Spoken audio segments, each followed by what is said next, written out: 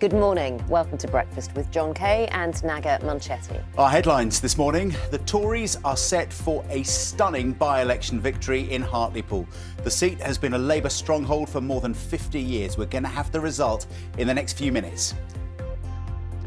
A long night of counting and a long history for Labour in this town. It'll come to an end, though, in the next few minutes. It's just one in a bumper set of local, regional and national elections involving tens of millions of voters across the country. We'll analyse what it all means throughout the programme. Good morning. Green means go, but where to? Travel companies and holidaymakers await the government's green list of destinations. It's expected later, so I'll look at what tests and forms you'll need for a break in the sun this year. Good morning. A full English is off the menu in the Europa League. Good morning. It's a frosty start for some of us this morning, a cold start for most, and we're looking at a day of sunshine and showers, some heavy and thundery with some hail. Then into the weekend, it's looking wet and windy. I'll have all the details coming up.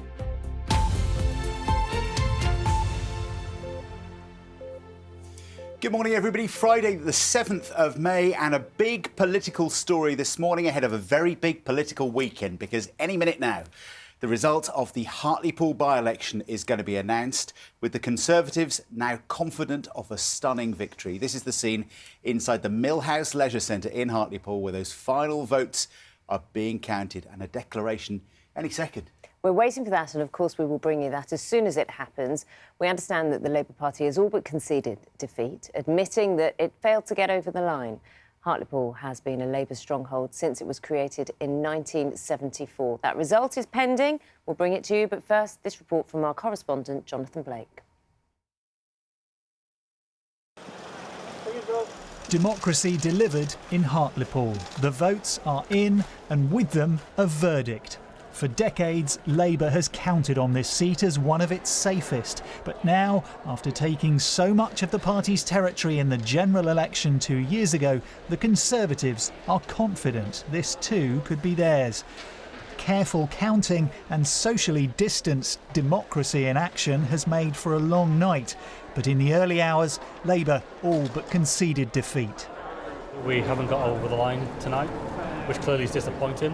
I think we had a good candidate.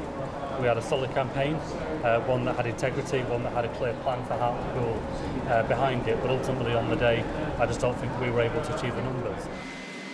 A blow-up Boris Johnson appeared in Hartlepool to mark the Tories' expected victory, which proves the Prime Minister can command support here for his party beyond the delivery of Brexit.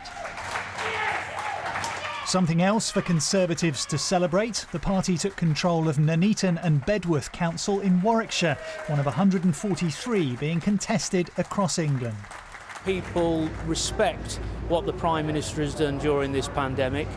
They think the vaccine rollout is phenomenal, and they think that given all the challenges that we've faced, that the Conservative government, the Prime Minister, has done a really good job in difficult circumstances, and many of those people on the doorsteps have been right behind him. In almost every layer of local government, counties, boroughs, districts and more, almost 5,000 council seats are up for election.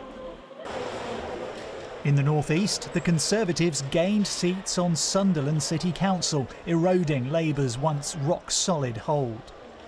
And I think what we've seen tonight is a lot of the UKIP votes have gone to the Conservatives. And we've retained some seats, but others have lost it as well. So, you know, that's politics for you, I think, at the end of the day. Dudley in the West Midlands is one to watch. Either main party could take control. In the South East, there was a win for the Conservatives, taking Harlow Council in Essex from Labour. The counting continues in Cornwall, where, like many places, they'll be tallying the ballots for many hours yet. In London, Labour's Sadiq Khan is seeking a second term as mayor, one of 13 city and regional mayors up for election. The Conservatives hoping to hang on to the West Midlands, Labour eyeing up West Yorkshire. Those are some of the many, many more results to come from these elections held in the shadow of a pandemic. Slowly, across England, a renewed political picture is emerging. Jonathan Blake, BBC News. So we can take you to that counting hall at the moment now where the election results are being received. This is in Hartlepool, of course. Labour, it has been a Labour seat since 1964. We are expecting that result any minute. And, of course, as soon as that comes in, we will bring that to you.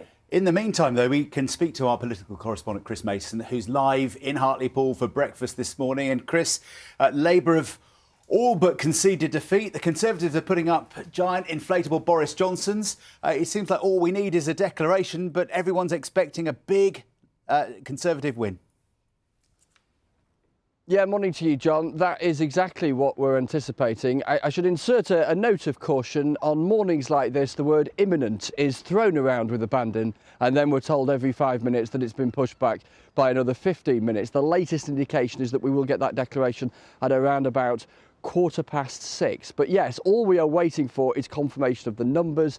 It is widely accepted that Hartlepool will have this morning a Conservative MP for the first time since 1964.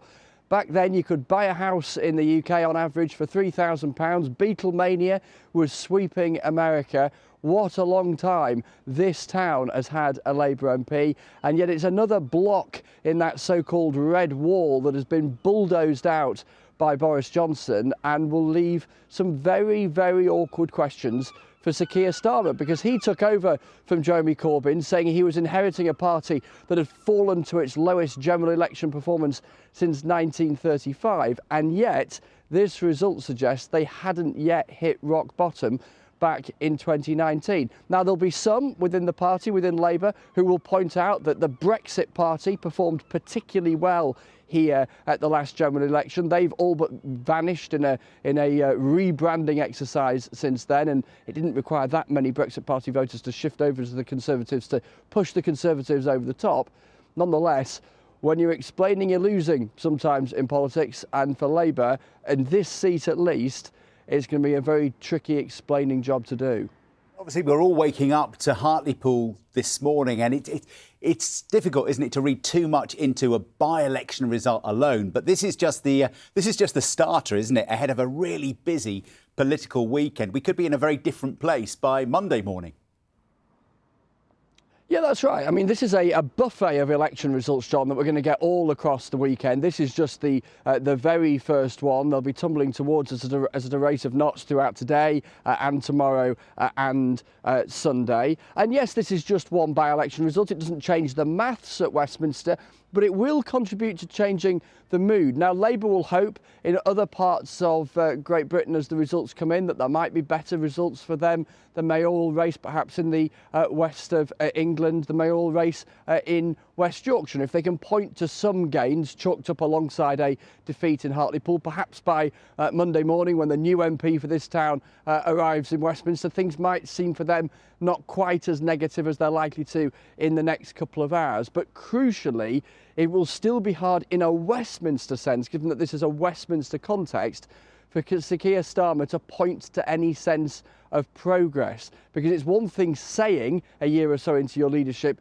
you're all about rebuilding, when the results, particularly as far as Westminster seats are concerned, suggest the opposite. It can create a mood where some within the party will wonder, is it ever realistically possible in one term for Sir Keir Starmer to climb what he describes as a mountain and try and overhaul a Conservative majority and become Prime Minister at the next election, which of course could be just a couple of years away. By contrast, the Conservatives will be absolutely jubilant. They've had these bumpy headlines, haven't they, for the last couple of weeks, with all of the allegations of what critics describe as sleaze and all of the questions around lobbying, for instance. They've consistently said that as much as that created attention and noise at Westminster, it wasn't something lots of people outside Westminster were particularly fussed by. They will use this result as evidence that they were right in that judgment. So, Chris, we're expecting, I'm reluctant to use the word imminently after what you just said, but we're expecting this result imminently inside the Millhouse Leisure Centre there in Hartlepool. But Labour, I've just seen, have already put out a statement this morning saying the message from voters is clear, even though we haven't heard it formally yet. We've heard it, says Labour. We understand things. We are listening. We will redouble our efforts. I mean, is Keir Starmer in personal trouble as leader if this loss comes for Labour as we expect? It's a fair question to ask. I think probably not, but the question will be asked, and there are some sceptics within Labour, particularly those who were loyal to Jeremy Corbyn and particularly frustrated at what they felt was the rough ride that he encountered from people within the Labour Party and indeed more broadly, who have been itching to see evidence that Sir Keir Starmer perhaps wasn't quite as good as his supporters claimed him to be. That said, I think Labour recognise the magnitude of the mountain that they have to climb. They also, as I say, will have seen the numbers from Hartlepool, and so whilst that this is wounding for them, perhaps it's not all that surprising given the performance, as I say, of the Brexit Party last time round. And also at the moment there doesn't seem to be an obvious candidate who would necessarily want to sweep in and take on the job of leader of the opposition, which is often described as the hardest job in politics, and quite frankly right now, given the electoral mathematics at Westminster, is undeniably the hardest job in British politics. So you see there, and Labour sources have been saying it throughout the night here, that yes, it was tough, this was a tough campaign. Conservatives have been pretty buoyant about their likely performance here for the last couple of weeks, sufficiently buoyant, as you say, that they've now inflated this giant Boris Johnson outside the Count Centre just down the road. And instead, Labour starting this process of rebuilding with this rhetoric about redoubling their efforts. They know they've got to at least redouble them, retreble them if that was a word, because that's the scale of the electoral challenge that they face. This kind of seat are seats that normally would not even register on a general election night as being remotely interesting, because political strategists on all sides would chalk them up as a guaranteed Labour seat, in the same way that there are seats that are always associated with the Conservatives. And yet here today, joining all of those other seats in the north of England and the English Midlands, falling the way of the Conservatives for the first time in a generation. Chris Mason, we will be back with you imminently, I promise. Or as imminently as we believe. There we go, inside the hall. The votes counted in this unusual COVID time by tellers with masks on and blinds on. But yeah, we think the counting's done. It's just a matter of amassing the candidates and their agents and getting them up on the stage for the declaration. Interesting as well, you know, Chris saying that not often you would be focusing somewhere like Hartlepool, but obviously this is all about the swing to the Conservatives. Also reports as well, we'll be keeping an eye on Nuneaton and Harlow as well. Early results indicating some big swings as well to the Conservatives from Labour. So we will keep you up to date. And as John said, big, next few days, big political weekend for us to keep on top of. Time now is 13 minutes past 6. Other news to bring you. Public health officials say a version of the Indian variant of coronavirus found in the UK should be designated a variant of concern. Yeah, more than 500 cases have now been detected across England, with the highest levels in London and the northwest. It appears to have been spreading more quickly than other variants, but there is no evidence, apparently, that it is resistant to vaccines. The second of 2 Royal Navy ships sent to Jersey to keep watch over 60 French fishing boats will return to port this morning. The French had gathered outside the harbour at St Helier yesterday in protest over Brexit fishing rights, but fears of a blockade didn't materialise. Jersey's government says it's committed to working constructively with the European Commission to resolve the issue. At least 25 people, including a police officer, have been killed in a shootout with drug traffickers in Brazil. Violence erupted there during a police operation in a favela in one of the poorest neighbourhoods in Rio de Janeiro. An arsenal of automatic weapons and drugs was seized during those raids. Time now to find out what's happening with the all-important weather. Carol has that. Carol, you look very spring-like, and it felt milder today, I'm very pleased to say, when I walked into the office this morning. Oh, bless you, Naga. Thank you very much. And good morning, everybody. You know, for some of us, it's not as cold as it was this time yesterday morning. Naga is quite right. But there is some frost around this morning for some too. And the forecast is one of sunny spells and scattered showers. So you may see them, you may not. And we've still got the showers across the north and west of Scotland. Some of those wintry. We've got some showers across Northern Ireland and a few getting in across parts of northwest England and also Wales. Now, through the day, we'll see further showers develop, and they'll especially develop across eastern England and eastern Scotland, where they could be heavy and thundery with some hail. but a lot of us won't see any at all and get away with a dry day with a fair bit of sunshine. Later in the day, though, the cloud will thicken across the southwest, heralding the arrival of our next weather front. Now, yesterday, temperatures got to just over 14 degrees in Plymouth. Today, we could see 14 or 15, so a little bit milder. As we head on through the evening and overnight, it will be chilly to start with. Many of the showers will fade, but as this cloud and rain comes in from the Atlantic, temperatures will actually rise for some. Not so in parts of Scotland and northern England, where it will be cold enough still for a touch of frost. But you can see the temperatures for the rest of the country between 5 and roughly 10 degrees. I'll have a longer forecast in about half an hour, but now back to John and Naga.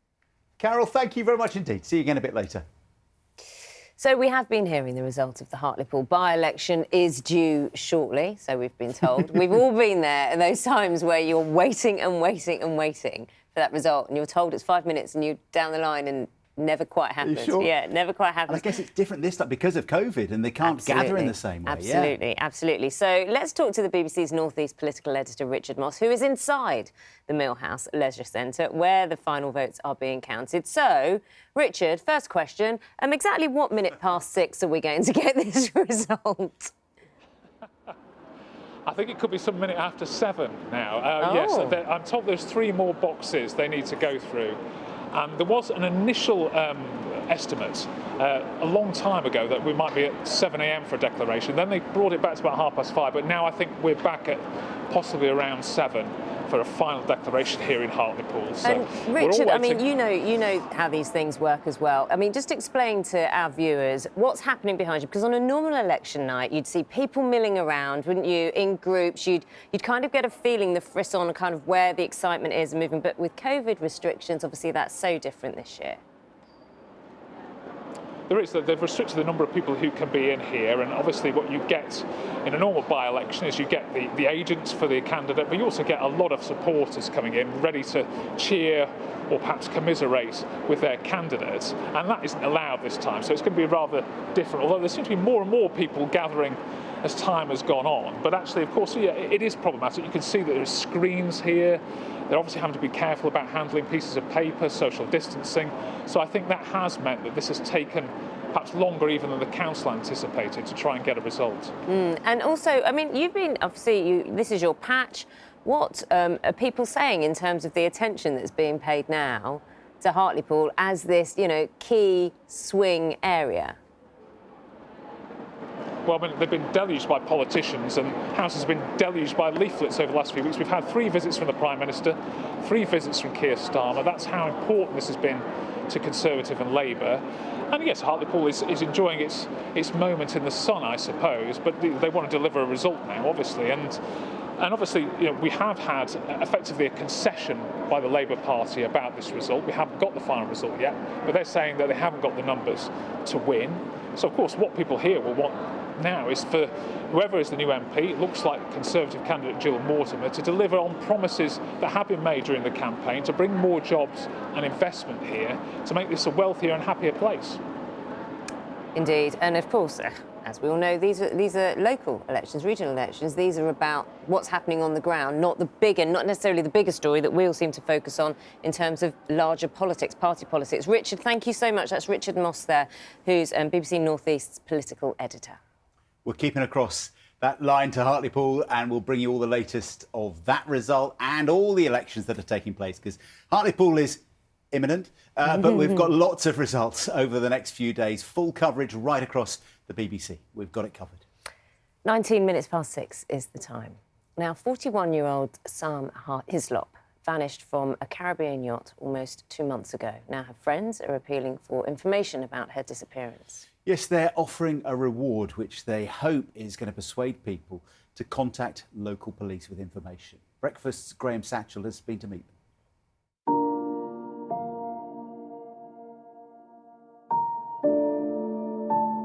When Sam walked into a room, we knew that she'd arrived. She had a real personality, a real lust for life, and just confident, happy, and always wanted to be on the positive side of life. She's smart, she's fun, she's funny, she's beautiful. She was my bridesmaid, yeah, she's always someone I've been able to trust. It's the first time Sam Heslop's friends have been able to meet in person since she disappeared from her boyfriend's yacht in the Caribbean 2 months ago. Out of character for her not to be in contact? Yeah, 100%. 100% out of character for not to be in contact with some of us. If she'd left the boat of her own accord, we would have heard from her by now. And it's just a seemingly never-ending frustration that we don't have any answers yet. Investigators in the U.S. Virgin Islands searching for a British woman missing for over a week now.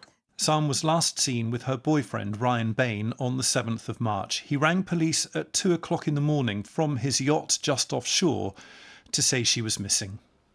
I just can't believe that she fell off a boat where we've been told she's fell off a boat. I just can't believe that happened. It's very close to shore, isn't it?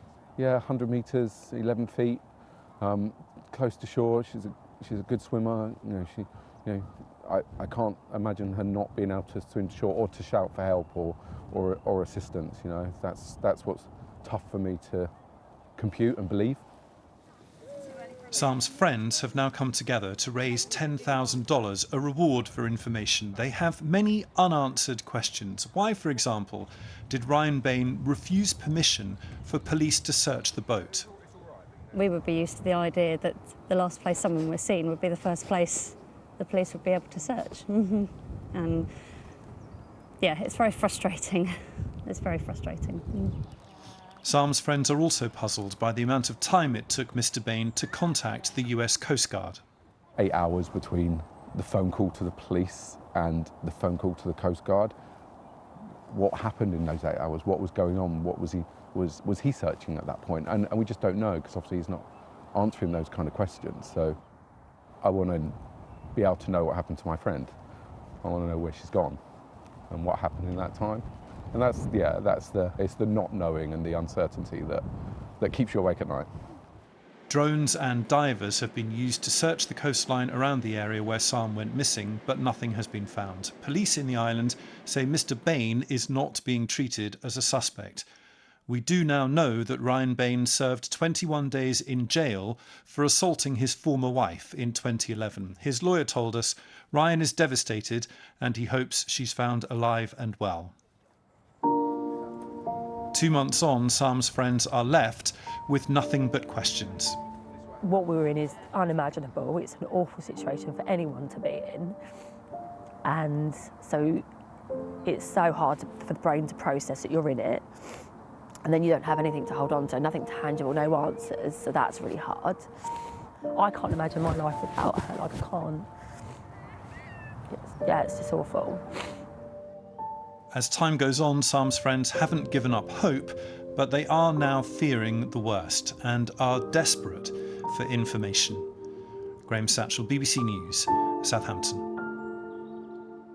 And we will keep across that story in the weeks to come. 23 minutes past 6. Now, later today, holidaymakers and travel companies are expecting to hear details on the so-called green list of which destinations we might be able to go to, might be open for travel from the UK this summer. Now, this comes as public health officials say an Indian variant of coronavirus found in the UK should be designated a variant of concern. Let's get an update from one of our regular GPs, Dr. Rosemary Leonard.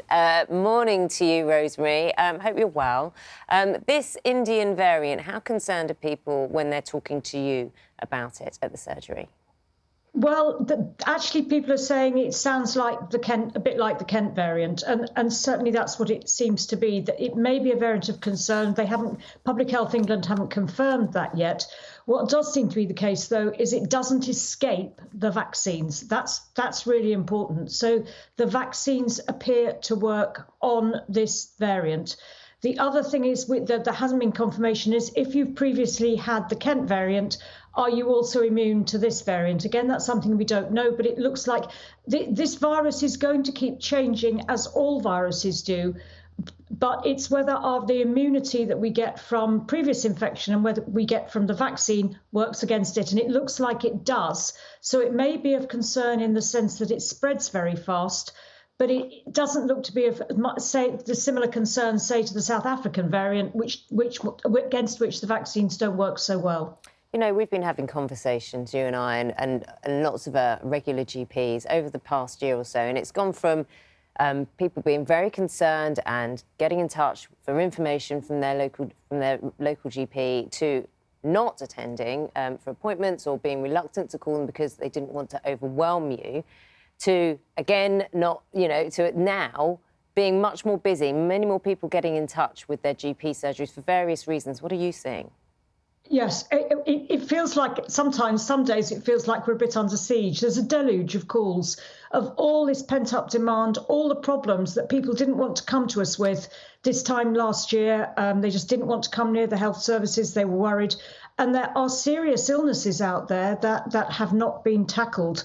And they're all coming to light now. And actually people with more minor issues, health problems, that they now want to have dealt with. And it is incredibly busy at the surgery. Added to that is all the people who are on hospital waiting lists who have been waiting now more than a year and probably have another year to go. Many of them still in pain, so are having to deal with that too. And the vaccines. So, yeah, the days are a bit full on. I was talking about the green list and lots of people waiting, those who are desperate to get away or see family or tend to their holiday homes to go abroad. I understand this has had a knock-on effect because of, firstly, second vaccinations and also medical records. Yes, so we don't know yet how the vaccine passport, as it's called, is going to work, but it has been said that it might be linked to the NHS app. Now, that is different from the NHS Test and Trace app. It is a separate app. And in order to get your medical records loaded onto the app, you have to fill in a form which we sign at the surgery, allowing you access to your medical records.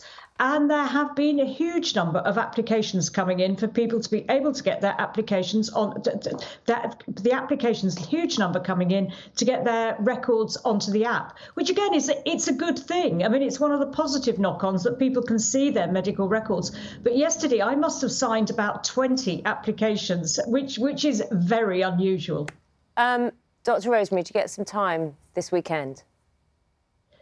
Yes. Good. Yes. Good. Yes. Good. Good. Because take it easy, look after yourself, by all means, because it's getting busy again. And thank you for taking the time to talk to us this morning. Look after yourself. Dr. Rosemary Leonard there.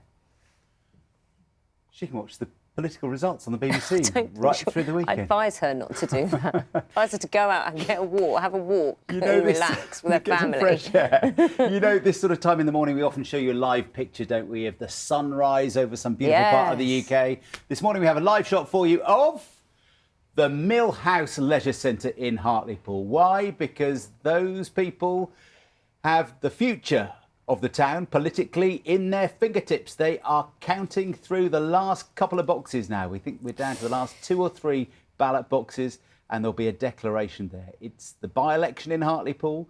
It's been a Labour seat for decades, but Labour seem to have conceded defeat in the last hour or so, even before the official announcement. So we're going to be keeping you across events there throughout breakfast this morning. We were told the result would be around 5:30. Now we're thinking closer to 7. But we'll bring it to you when it comes. First, though, find out what's happening wherever you are this morning with the news, travel and weather.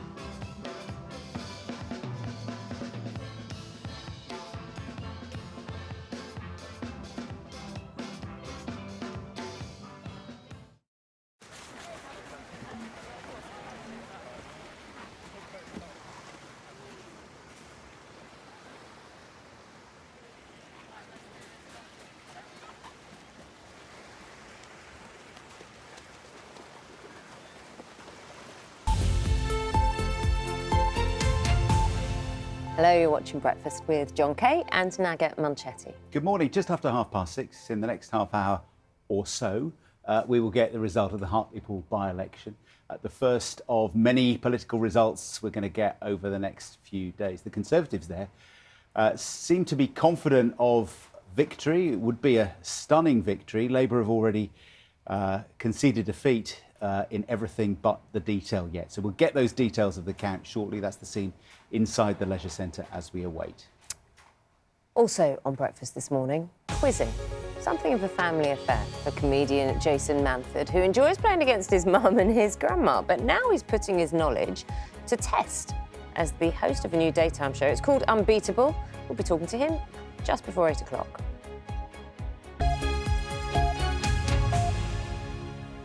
Time now is 6:33. 48 million people across Britain had the chance to have their say after a bumper day of elections yesterday. And the first results are starting to trickle in, and they're going to continue trickling into a great deluge through the weekend. Lots to work through. Let's speak now to Newsnight's policy editor, Lewis Goodall, who's going to be keeping track of it all for us. Morning, Lewis. I guess, should we start with Hartlepool? Because that's going to be the big headline to start with, isn't it? Absolutely, John. We've been waiting for it all night, of course, but we're not bitter about it. No, not at all. But we're expecting it in the next half hour or so. This was the result back in 2019. You'll see here Mike Hill, he's resigned now. He took the seat for Labour in 2019, got 38% of the vote. Conservatives very close second with 29%. And then look at this third column here. This is the Brexit Party vote, led by Nigel Farage at the time. A very creditable third place, one of the very, very best performances in the country. And the really big question of this election, of course, has been what happens to this third column. And it seems like, from everything that we've learned from Hartlepool and the results that we know so far, people on the ground saying that much of this has indeed effectively been absorbed by the Conservative Party. And you can see it would easily be enough to take them over the line. And this is a really important and historic result. You can see here all of the different election results in the past, going all the way back to 2005. Each of them, each and every one of them, a Labour victory. If we extended that all the way back, we could take it all the way back to 1964, the 1964 general election when Harold Wilson was Prime Minister. That is how long this seat has been in Labour hands. So it really will be a very, very significant moment, not least because, of course, the big question of this by-election in a way has been to say, well, wait a minute, if the Tories can win Hartlepool with Brexit Party votes, then given that the Brexit Party stood in loads of other Labour seats as well and got a lot of votes as well, and basically saved the Labour Party in the 2019 election because it meant that those Brexit Party voters didn't vote Conservative. Well, what about all the other seats as well that could also be lost to the Conservatives at the next general election? That, of course, could happen because there are about 38 other seats in the country, parliamentary seats, where the Brexit Party vote was actually greater than the Labour majority. Absolutely fine about 5 minutes ago. It's decided to have a bit of a mood. But never mind. Well, we can just look at Hartlepool again. Don't worry. You've got till Monday morning, the whole weekend of this. Well, exactly. We've got plenty of time. Oh, it seems to have completely. I mean, I knew this would happen just as we were about to go on air. Well, never mind. What I was going to show you, John, if it had been working, I mean, me and him are going to have words in a minute after this. What I was going to show you was the fact that we've had lots of other council election results come in throughout the night. Loads more to come. We've had 5,000 due to come in over the course of the next 48 hours or so. But the ones that we have had in do seem to support this the general thing that has happened in Hartlepool as well. They seem to support the idea that the Conservatives are absorbing the old UKIP vote, because it was UKIP then, before the Brexit Party, the many-headed creature that was various different parties under Nigel Farage. They're absorbing the UKIP vote, absorbing the Brexit vote, managing to overturn big Labour majorities in places like Nuneaton, in places like Bedworth, in places like Northumberland. These places which have historically had much greater Labour representation.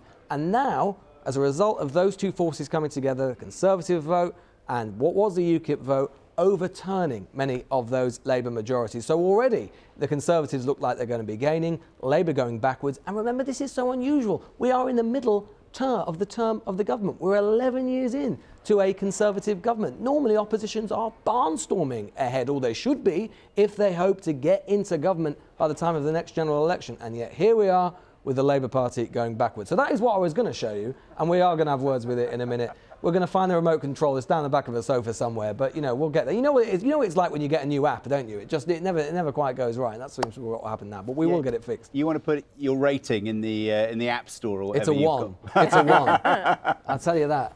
I think that's generous. There we go. We get thousands of results over the weekend, and we managed to get one to work. That's good. Yeah, well, I mean, you know. We'll let you pay license fee for. We'll let you give it a good kick, and we'll see you a bit later. You have it working for 7:30, yeah? Promise. Guaranteed. See you then, Lewis. Thank you. As I said, just turn it on and off. That's what we're all told when it comes to computers. The old-fashioned paperwork.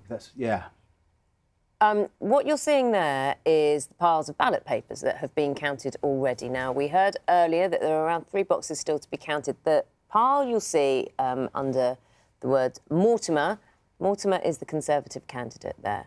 And the expectation is, of course, that the Conservatives have taken Hartlepool.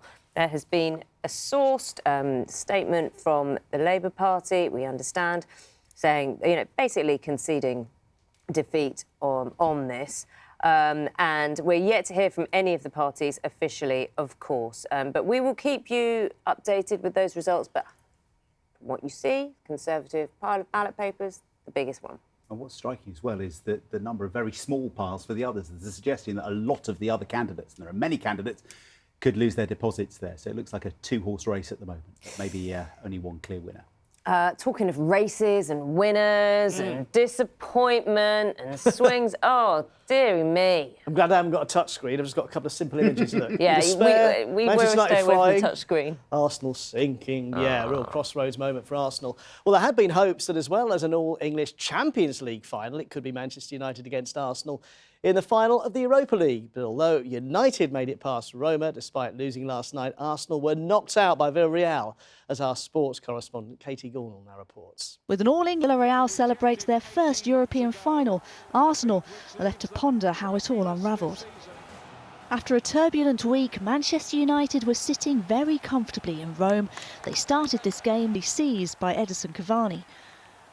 The Italians were out, but they would go out fighting. Edin Dzeko, once of City, made his mark before Brian Cristante cut United's cushion to 3 goals. After United equalised, reached your first final as Manchester United manager. Katie Gornall, BBC News. So yes, what contrasting emotions for both managers afterwards. Arsenal facing a season now without any European football, while at United, despite all the fans' unrest, a reason to smile. You're always happy, no matter whatever anyone thinks about me.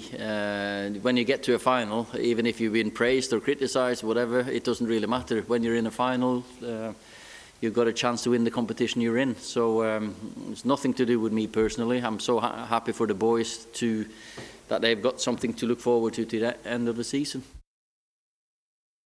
Devastated. We had so much enthusiasm and desire to be in that final. We know how much it meant to the club, to our fans, to ourselves to be in that final, have the chance to win a title and be in the Champions League next season. And it's a huge blow. Now, some relief for Newcastle United. The 4-year-long criminal investigation, which had been looking at transfer payments for former players, has now been dropped by HMRC. And in a separate move, owner Mike Ashley has accused the Premier League of blocking unfairly the sale of the club last summer and is seeking damages for the collapse of the £300 million deal with a Saudi Arabian consortium. Newcastle face Leicester tonight, looking to all but guarantee their Premier League place next season. It's all over for British #1 Dan Evans at the Madrid Open. Evans came into the match, as we were saying yesterday, against Germany's Alexander Zverev on a real roll. But he lost the first set to the #5 seed 6-3 and then the match in a tie-break. So Zverev will now face the world #2, Rafa Nadal, in the quarter-finals. And after missing out on promotion, meaning another season in League One for Ipswich Town, there's suddenly an afterglow. They're feeling happier now, thanks to their famous new signing. Ipswich, how are you feeling? Singer Ed Sheeran, who is a local lad, a big Ipswich Town fan, will sponsor their new kit. He's often spotted at Portman Road and has signed a 1-year deal to have his logos, which will be, we understand, mathematical symbols and the word tour on the shirts of both the men's and women's first teams. He says it's his way of showing his support. And Sheeran also posted this lovely image of himself on Instagram, looking a little younger. He said, "This bloke is the new sponsor of Ipswich Town Football Club. Do well." He's a huge fan. He attends games as often as he can, home and away. And to have his support in this manner it's phenomenal. Yeah, he's not the first rock star or pop star to get involved in their football clubs, as we'll be looking at after 7:30. Yeah, I've got Jake Bugg on. Yeah. Talking about his support for Notts County. But yeah, loads of names, obviously. Great story. Yeah. Mike, thanks so much. It is coming up to 6:45. Let's just show you what's happening in Hartlepool. Why? Well, we're waiting for the result of the by-election there. It has been a Labour seat since, 1964, and it's been up for grabs after the Labour MP Mike Hill announced his resignation with immediate effect in 2021 in March. Right, why are we interested in this? This is because, and this has been seen as a key seat that has, in all senses, we understand, has been lost to the Conservatives. Now, the Conservative candidate is Jill Mortimer, who's a farmer and local councillor in North Yorkshire. You can just see her over there. And we've been waiting for this result since around 5:30 this morning, and we've been told that we will be getting it. But this is a sign when you see the candidates in the hall. John mentioned earlier lots of parties throwing their hats into the ring, and you said losing their deposits. Just to explain, when you put yourself up as a candidate, you pay a deposit around £500, and if you don't get at least 5% of the vote, then you lose that money. So that's where that phrase comes from. Yeah, and looking at the stacks of ballot papers we've seen on the tables at the side of the counters, it looks like a great big stack for the Conservative candidate, a smaller stack for the Labour candidate, and then really just a smattering across the others. We'll get the precise numbers later, but it does look like it has been a tussle between the two main parties. Indeed. And the implication of this, of course, is on the leader of the Labour Party, Sir Keir Starmer, and whether or not he is able to reverse this trend that they saw in the last general election.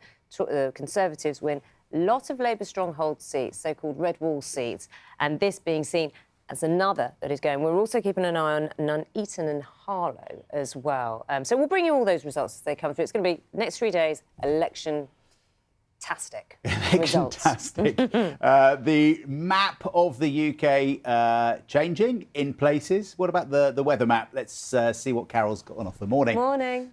Good morning, both. Well, the month of May is living up to its name because you may see some showers today or you may not. The forecast is one of sunny spells and scattered showers. A little bit of mist first thing this morning in Wiltshire. That will quickly burn away, and a lot of dry weather and some sunshine. But for some, it's a chilly start, not quite as cold as this time yesterday, and also a frosty one. Now, as we go through the course of the morning, we'll continue with showers across parts of the north and the west. The south, largely dry and clear, including the Channel Islands. Quite different from what we had yesterday morning, but it is a chilly start. A lot of sunshine, showers across northern England, Northern Ireland, western and northern Scotland, but well scattered, still wintry on the tops of the mountains. Through the course of the day, though, we'll see further showers develop, and especially so in eastern Scotland and eastern England, where they could be heavy and thundery with some hail. And then later on, the cloud will thicken across the southwest, heralding the arrival of some rain later again. Temperatures 7 to 14, maybe 15 degrees. Now, through this evening and overnight, it will start off on a cold note, but for some, as this cloud and rain comes in, accompanied by gusty winds, the temperature will go up because we're importing milder air from the southwest. So there'll be an early frost for some, temperature going up, but for northern England and Scotland, once again, you can expect some frost, especially so in rural areas. And then it's looking pretty wet as we go through the rest of Saturday. John and Naga. Carol, thank you. More from Carol throughout the programme, of course. 12 minutes to 7 is the time. Yeah, and it's the day or the weekend when we're going to find out where we might be able to go on holiday this summer abroad. That green list of destinations soon to be released. Ben's looking at this morning. Yes, do you know anything? Huh? I keep being asked by people all the time. Got any inside on the green list? I'm like, no. Today may be the day. We just don't know when. It's like waiting for this verdict from the Hartlepool, isn't it? I know you're going to keep a close eye on that, and I'll look at the travel and where we may be able to go on holiday this summer. In the meantime, yeah, a lot of us, of course, waiting for where we might be able to go, but also, of course, what sort of forms and tests that you'll need to have to prove that you are fit to travel. So here we are once again in the Breakfast Departure Lounge. Our bags are packed, but there is nowhere to go. And that is because non-essential international travel is still banned. For now, it is illegal. But that ban will be lifted officially on May the 17th. It is a big moment that technically will open the door to holidays abroad after 4 long months. But of course, there will still be restrictions on how and where we can travel. The ban will be replaced by a traffic light system. Countries will be ranked as green, amber and red according to the risk. Now, that will be based on how many cases there are, how many people there have been vaccinated, and whether there is evidence of virus variants. Now, the traffic lights will also illustrate what restrictions we will face when we leave and come back. Now, for most people, only green list countries will be viable holiday destinations. That means that you'll need to take a test before you leave, fill in a form before you head home, and then pay for a private PCR test when you get back. There will be, crucially, no need to quarantine unless, of course, you test positive. But amber and red list countries will mean more tests and self-isolation, either at home or in a special quarantine hotel that travellers will have to pay for themselves. Now, remember, the traffic light system only refers to when you're coming back to England. You'll still need to check the country will let you in and what you'll need to prove to the place that you are going to. So, the big question, where could be on the green list? The absolute biggie is we have no idea which destinations will be on this list, but the Foreign Office changed its advice on Tuesday. It did it really quietly, but not so quietly that some people didn't notice. So we've seen that the Canary Islands, the Greek islands of Kos, Zante, Corfu, Crete and Rhodes, Portugal, except for the Azores, but that would include Madeira, and Malta have all had their advice changes. So we're hoping this means that there might be countries that also appear on the green list. So not long to wait until we find out for sure. And for the travel industry itself, that cannot come soon enough. Yeah, the last 14 months have been exceptionally difficult. You know, you have an industry that is essentially been shut down, travel agents who have been unable to sell, unable to make money, to earn a living. And a lot of these are small businesses that are all around our communities, around the high street. And they've had a really difficult time. We've seen over 150,000 redundancies in our industry, and trading is somewhere around 90% down year on year. So it's an exceptionally difficult time. Exceptionally difficult, yeah. Holiday companies, travel agents, airports, airlines, all very excited by this list to get reopened. But there are still lots of questions about availability and the cost of tests, about whether there'll be some sort of need for a vaccine passport, and whether even things like travel insurance will still be valid. So lots of questions. Let's put some of them to the boss of the UK's biggest airline, Johan Lundgren, who is from Easyjet. He joins us now from Luton. Johan, good morning to you. What's your best guess? Where will be on the green list this summer? Well, first of all, we have been looking forward to this day now for some long time, as other people pointed out in here before myself. But look, I think that there is a good case, and the latest scientific studies that is done in this area show that actually much of Europe could end up on the green list, because it is proven that given the vaccination rate that we have here in the UK and also the prevalence that exists and the identification of the variants of concerns, that safe travel can restart and that much of Europe should go under that list. Now, that's not what we've been hearing, but if that is the case, I think it's a missed opportunity for the government. And certainly, from what I can tell, there's no medical evidence that suggests that should be the case. So we have to wait and see what they announce later this afternoon. So lots of wait and see, and we know we've got to wait a little bit longer. Let me talk about TUI, one of your rivals. They've told us that they're going to offer packages, test packages you'll be able to get as part of booking your holiday. It'll cost something between £20 and £90. It's also going to offer free COVID insurance. Will you do the same at Easyjet? We will absolutely look at what offers we can come up that is as attractive as possible. But it's important also to understand here that in a number of cases from the low-risk countries, there isn't necessarily the requirement for tests. That is not proven that would make sense. There's a number now European countries, as an example, who opens up without any restrictions when it comes to testings or quarantines, if you are vaccinated, as an example. But I was looking on to the government's website and the suppliers there, and the average cost is still about £100 for a PCR test. So certainly that is not good enough for lots of people who will need to have them then as they plan the trip for the summer. But we're working with our suppliers as well, and we got to do whatever we can to come up with very attractive offers on that. But once again, the most important thing is now to get these countries that you can travel to and from in a safe way onto that green list, and we believe that that should be the majority of the European destinations. Yeah, I mean, so many questions about what is an affordable test, and if you've got a family of 4, quite how much you're willing to pay to do that. Let's talk about the business as a whole, though. For the summer, can you afford to have another washout summer in the way that you had last year? You need money in your tills now, don't you? Well, Easyjet was privileged and fortunate enough that we came into this crisis as one of the strongest airlines in Europe, and we've been managing ourselves very conservatively throughout this period by reducing the costs, make sure we have enough of liquidity in there. But it's absolutely critical for the whole of the industry. The industry doesn't just consist of one player. You have airports, you have travel agents, you have various operators in here as well, and it's absolutely critical that we can restart now travel, and we believe we can do that in a safe way. So Easyjet is going to manage whatever situation gets in front of us as well. But we have so many questions from customers who are asking us the same thing. When can we start to travel? When can I go and see a family member that lives in one part of Europe? When can I go on a holiday? And it's proven that it's safe to do so from low-risk countries. So that's what we're looking for the government to do now. Johan, it's good to speak to you this morning. Johan Lundgren there, the Chief Executive of Easyjet, with us this morning. Big question, of course, though, cost. How much could flights cost if there's a lot of pent-up demand? And as we were discussing there, how much will those tests cost for us to get away this summer? That's it. There's a big argument about that as well. OK, Ben, thank you. It's 5 to 7.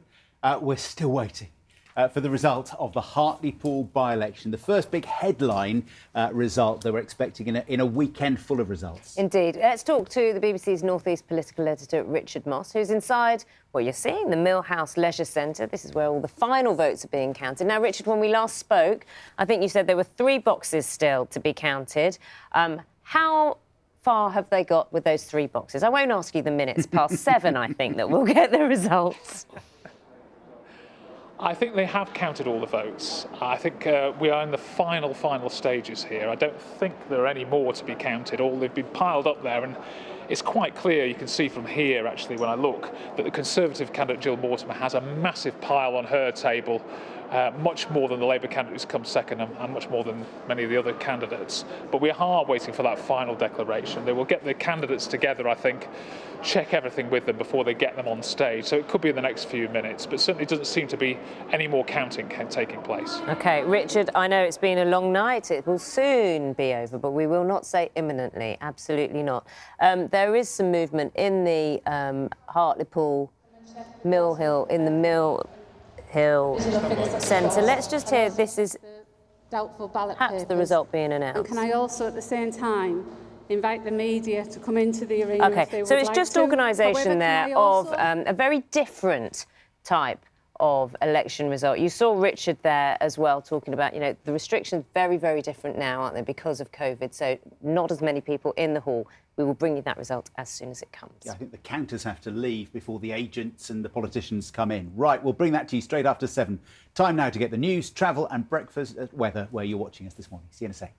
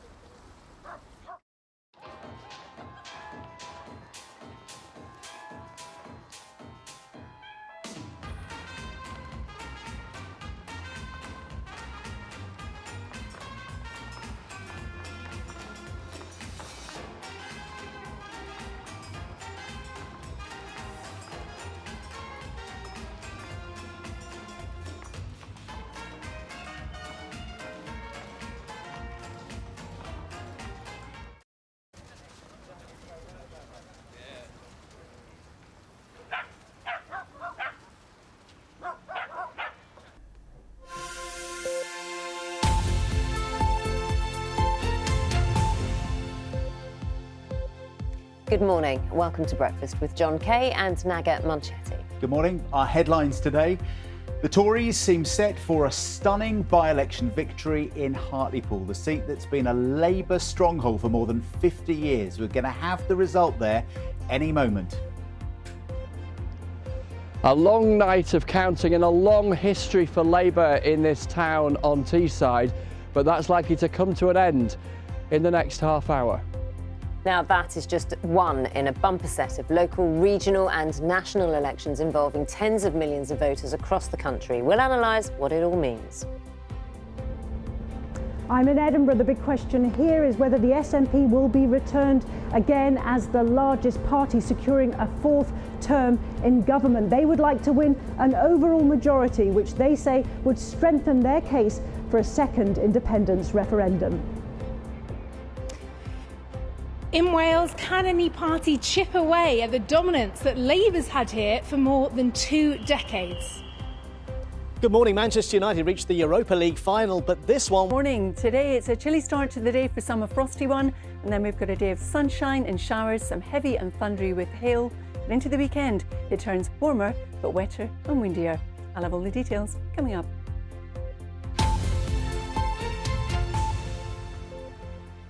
Good morning. We've been waiting for the result from Hartlepool now of the by-election. That's just due to be announced, with the Conservatives confident of a victory. The returning officer, they're just organising the candidates on the stage.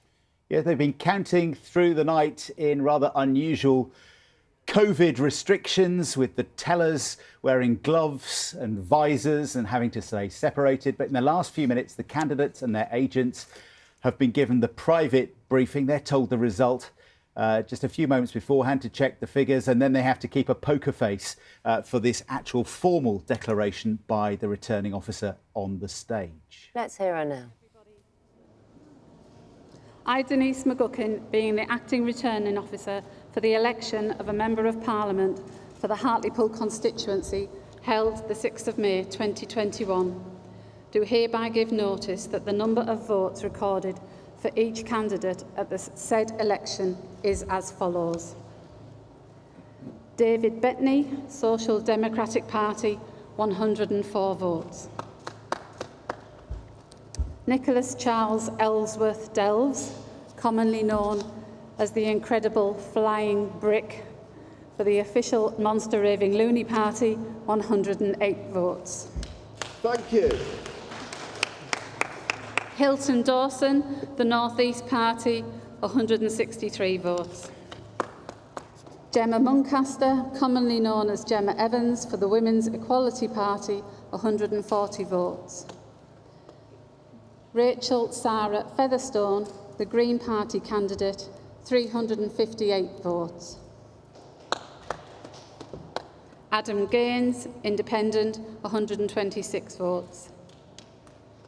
Andrew Michael Hagan, Liberal Democrats, 349 votes. Stephen Jack, commonly known as Steve Jack, Freedom Alliance, no lockdowns, no curfews, 72 votes. Christopher Killick, commonly known as Chris Killick, 248 votes. Samantha Jane Lee, commonly known as Sam Lee, Independent, 2,904 votes. Claire Martin for the Heritage Party, 468 votes.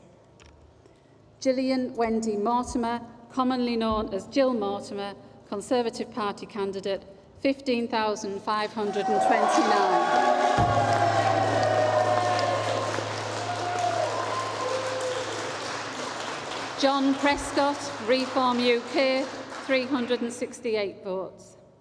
Thelma Doris Walker, Independent, 250 votes. William Ralph Ward-Jackson, commonly known as W.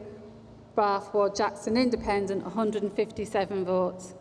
And Paul Daniel Williams for the Labour Party, 8,589 votes. The number of ballot papers rejected was as follows: 61 voting for more candidates than a voter was entitled to, and 121 being unmarked or wholly void for uncertainty. I do hereby declare that Gillian Wendy Mortimer, commonly known as Jill Mortimer, is duly elected. Congratulations, Jill.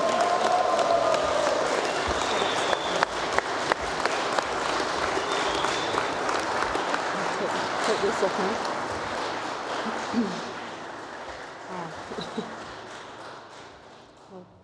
Thank you, Madam Returning Officer.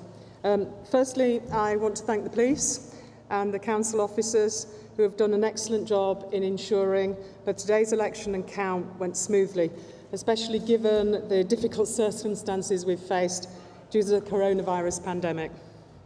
I'd also like to thank all the candidates on the stage this evening. It's been a tough contest, but it's one that's been fought with dignity and respect. So thank you all.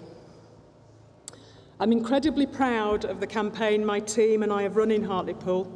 It's based on local issues of real concern to the community here.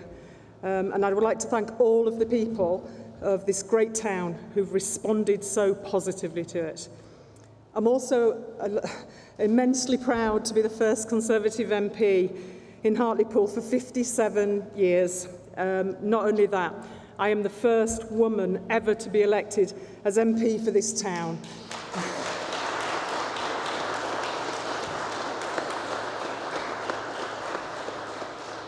It's a truly historic result and a momentous day. Labour have taken people in Hartlepool for granted for too long. I heard this time and time again on the doorstep. People have had enough.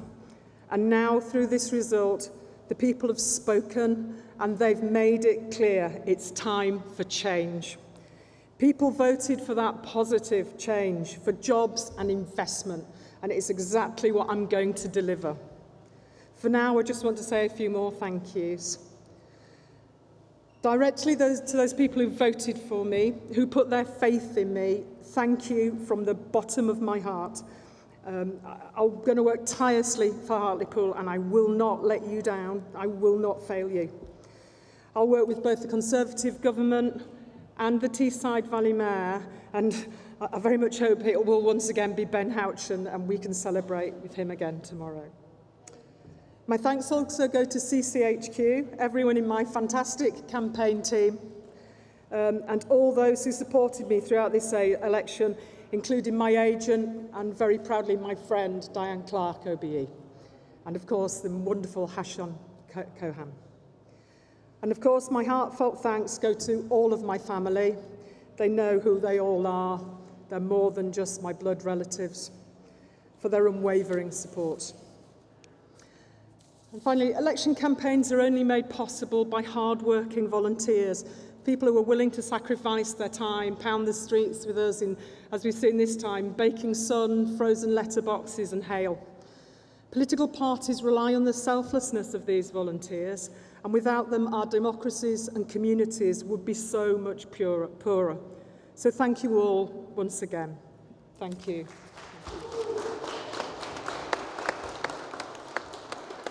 As Jill Mortimer, the newly elected MP for Hartlepool, a Conservative for the first time in the town's history. At the last election, just 18 months ago, Labour held that seat with a majority of 3,500. The Conservatives now have a majority there of just under 7,000. Yeah, some interesting points here. And we'll be talking to a member of the Labour Party a little later on. Steve Reid we'll be talking to get his reaction on this rather significant defeat for Labour. Just some points to bring you. It's just the third time in 40 years that a governing party has won a by-election. Just to put this in some kind of context in why Hartlepool is being focused upon now and what this will mean for the leader of the opposition, the Labour Party, Sir Keir Starmer. Well, we'll be talking about that, of course, throughout the morning. Our political correspondent, Chris Mason, is in Hartlepool for us this morning. And just the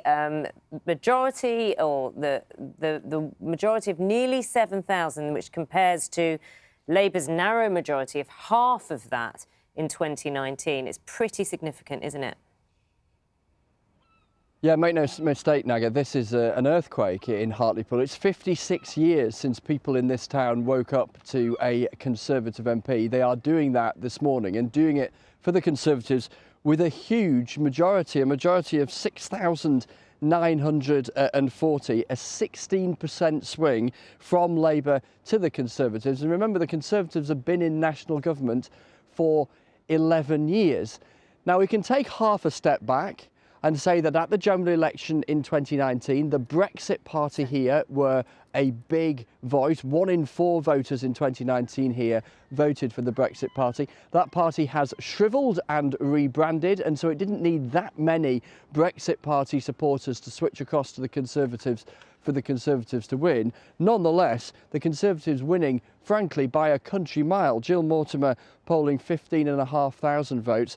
Paul Williams, her Labour rival, managing around about half that, 8,500. Already reaction coming in, and as you might expect, the co-chairman of the Conservative Party, Amanda Milling, in just the last couple of minutes, putting out a statement describing it, as she puts it, as a historic result, saying that she is delighted that the people of Hartlepool have put their faith in Jill Mortimer, the Conservative winner, and the Conservatives will deliver on their priorities, as they say, to bring change, investment and jobs to Hartlepool as the town deserves, as they put it. There's a curiosity here. The Conservatives acting as insurgents, kicking Labour as the establishment, despite the fact that the Conservatives have been in government for over a decade at Westminster. But of course, because of the history around Labour and this town, an MP here from the Labour Party solidly since 1964, then they can present themselves as the insurgents against an establishment Labour Party, despite the fact that the national picture obviously appears rather different. Very, very wounding this for Sir Keir Starmer. He elected as the new Labour leader a year ago, trying to haul Labour back from that historically crushing defeat in 2019, the worst election result for them since 1935. And yet this result this morning, Naga, suggests that they have not yet hit the bottom. Chris, also, I mean, I'm just looking at comments about this. You mentioned, obviously, the pressure on Sir Keir Starmer. Momentum, of course, which is the left-wing campaign group, has had much to say about the Labour Party and, of course, influence. Its co-chair has said this result is a disaster. Starmer's strategy of isolating the left and replacing meaningful policy with empty buzzwords has comprehensively failed. The attacks are going to start coming in, and Keir Starmer has said that although expectations were not for 12 to 13 months for the Labour Party to turn itself, its image around, he would take responsibility for this. Yeah, and I think what you get, what you can conclude from the words that you've just brought us, Naga, just a matter of minutes after this by-election result, is that whilst this result won't change the maths at Westminster, this is just 1 seat out of 650, it will change the mood. You can hear the buoyancy in the quote I brought you from the co-chair of the Conservative Party. You can hear the recriminations that are already beginning within the Labour Party. Now, there are some on the left of the Labour Party, loyal to Jeremy Corbyn, who've frankly been itching to be able to criticise Sir Keir Starmer, and this result clearly will give them plenty of opportunity to do that. Those around Keir Starmer this morning not flinching and trying to make excuses. They talk about the need to redouble their efforts to regain the trust of voters. If there was a word retreble, they'd perhaps be better off using that, because the challenge that they face, frankly, is absolutely colossal. Chris, thanks so much. Chris Mason there for us in Hartlepool. So, just to recap that result, the Conservatives have taken the seat of Hartlepool in the by-election there, the first time they've won it. Another blue brick in the so-called Red Wall, which used to stay unsmashed all the way across northern England and in North Wales. Keir Starmer's first real big test as leader of the opposition. And Hartlepool, he has lost. We're joined now by Labour's Shadow Local Government Secretary, Steve Reid. What went wrong, Mr. Reid? Well, good morning. I mean, first of all, can I congratulate Jill Mortimer on her victory? But it was, for me as a Labour Party member, absolutely shattering to see a Conservative MP elected in a place like Hartlepool after nearly 50 years. And I think what this shows is that although we have started to change, since the cataclysm of the last general election, that change has clearly not gone far enough in order to win back the trust of the voters. And we've just seen that in spades, haven't we, in Hartlepool? You say that the change has not gone far enough. This suggests that maybe voters don't like the way that you've already changed, that they just don't like what they've seen so far, don't want any more. I think it would be too much to draw that conclusion from this one result, devastating though it is. We're going to see a lot more results, aren't we, throughout today and Saturday and over the weekend from elections right across the country. So we'll have a clearer picture at the end of that period, and I suspect the results are going to be patchy.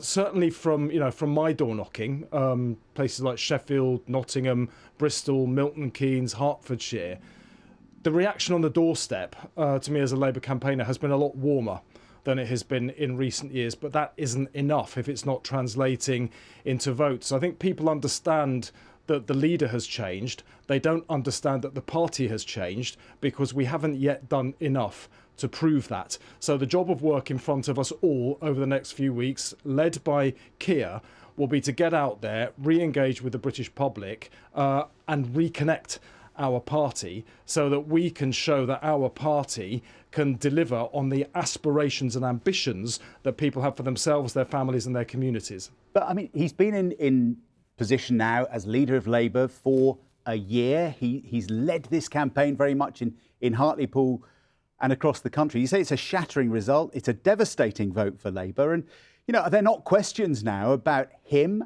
and the direction in which he's taking his party?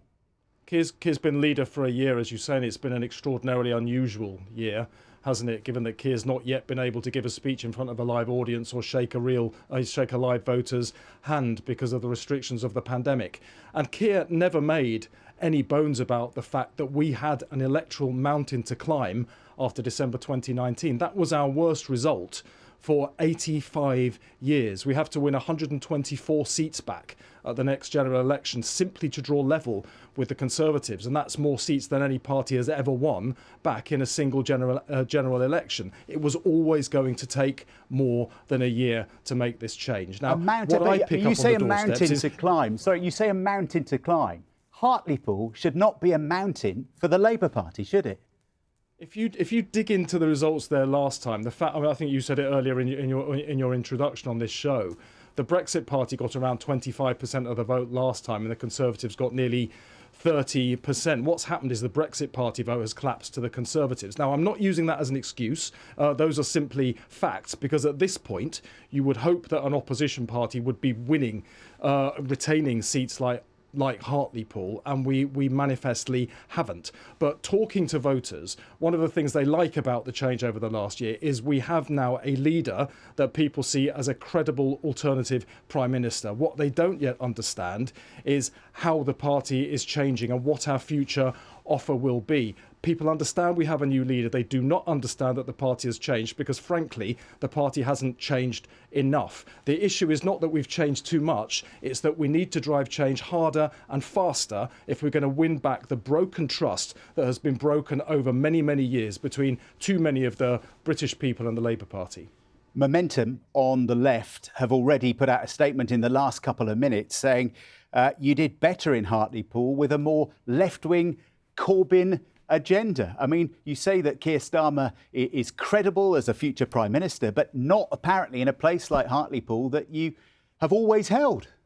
I think anybody looking at this objectively would find it very difficult to say that Labour did well in December 2019. You know, our worst result for 85 years, and that was after 10 years of what is quite possibly the worst Conservative government in my adult lifetime. I'm very comfortable that we now have a leader that the country could see as an alternative Prime Minister. The problem is the Labour Party itself. We have not yet changed the Labour Party enough for people to feel able to go out and trust it with their children's futures. And over the next weeks and months, the job of work we will have will be to bring the Labour Party back home to Britain. Keir will lead it. The rest of us will support him. But we will work tirelessly night and day to rebuild the shattered trust.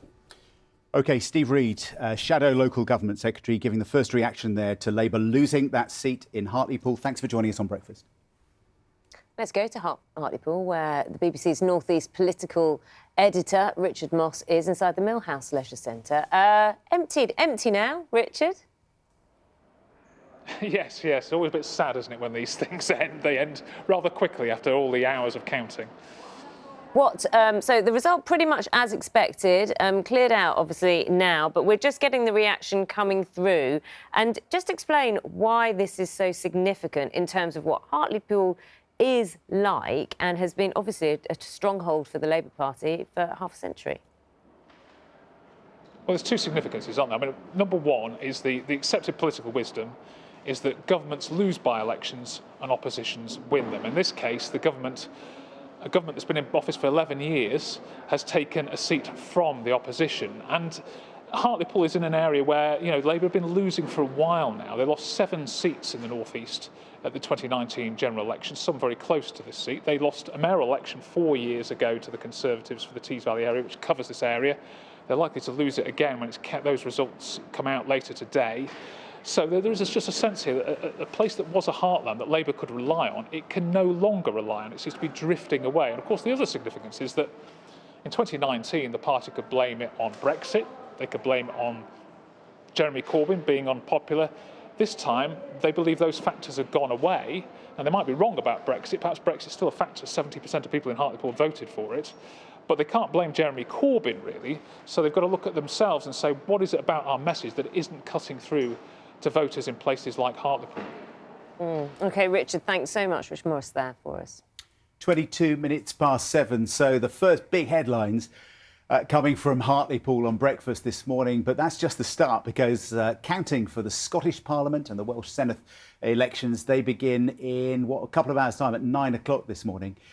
We'll get the picture from Ione Wells in Cardiff in a moment. But first, let's go to our Scotland correspondent, Lorna Gordon, in Edinburgh. And Lorna, independence has been the big issue over the election there. How confident are the SNP that they're going to get a majority of some kind that will allow them to push for a second independence referendum? Well, look, I think nobody doubts that the SNP are going to be returned as the largest party here in Scotland, that they will have a 4th consecutive term in office. But the question is how big they will win. The opinion polls suggest they're going to win. I think the other parties would agree that Nicola Sturgeon's going to be First Minister again. But the magic number that they have to reach to win an overall majority is 65. And whether the SNP can do that on their own is far less clear. There's less data about how they've been campaigning on the doorsteps this time around because of COVID. The bad weather here yesterday will have affected turnout.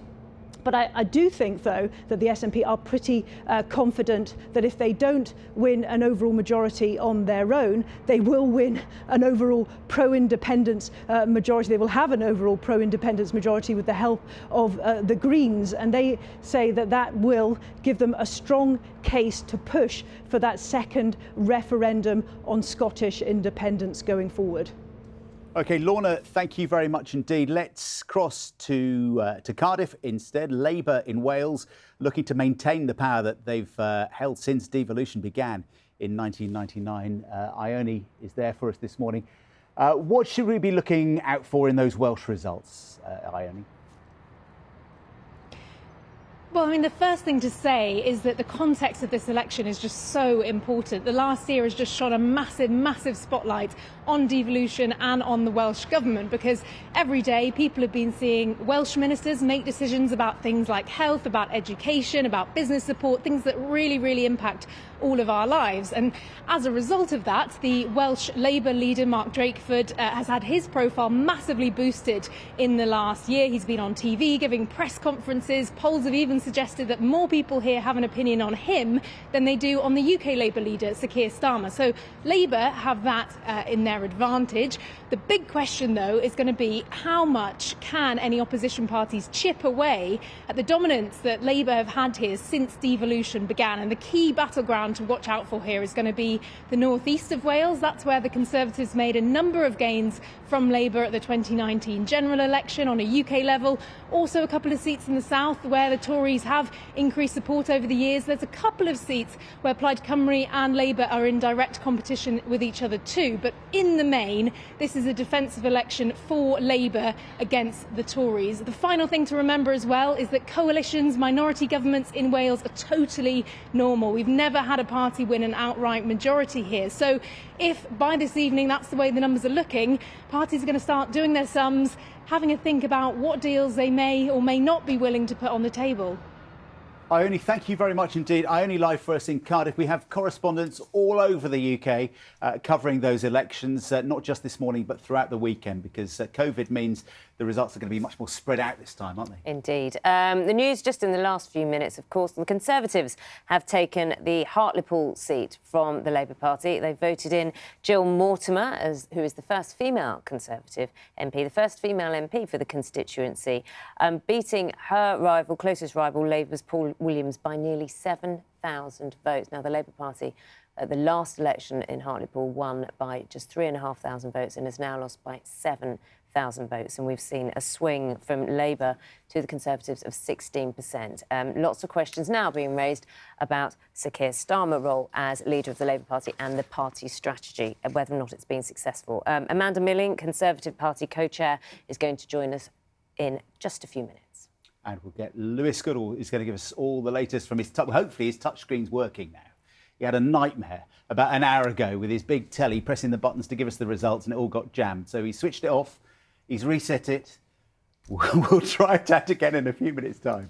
Find out what's happening wherever you are. See you shortly.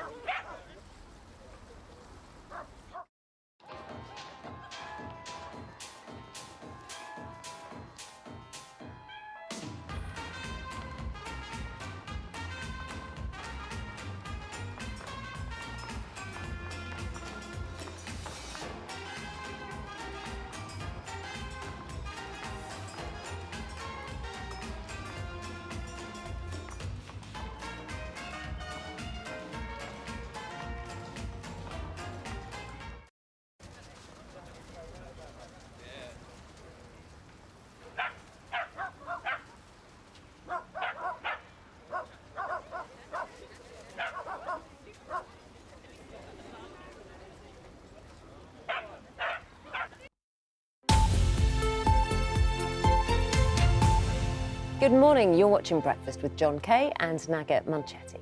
And it's a very eventful morning in British politics because in the last half hour, the Conservatives have taken the seat of Hartlepool in a by-election for the very first time. Jill Mortimer elected there. She got 15,529 votes, defeating the Labour candidate, Dr. Paul Williams, by a majority of nearly 7,000. It's been described as a political earthquake, an astonishing turnaround.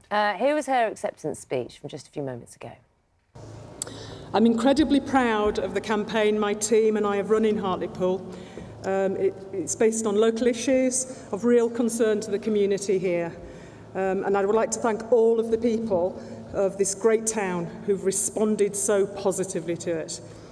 I'm also immensely proud to be the first Conservative MP in Hartlepool for 57 years. Not only that, I am the first woman ever to be elected as MP for this town.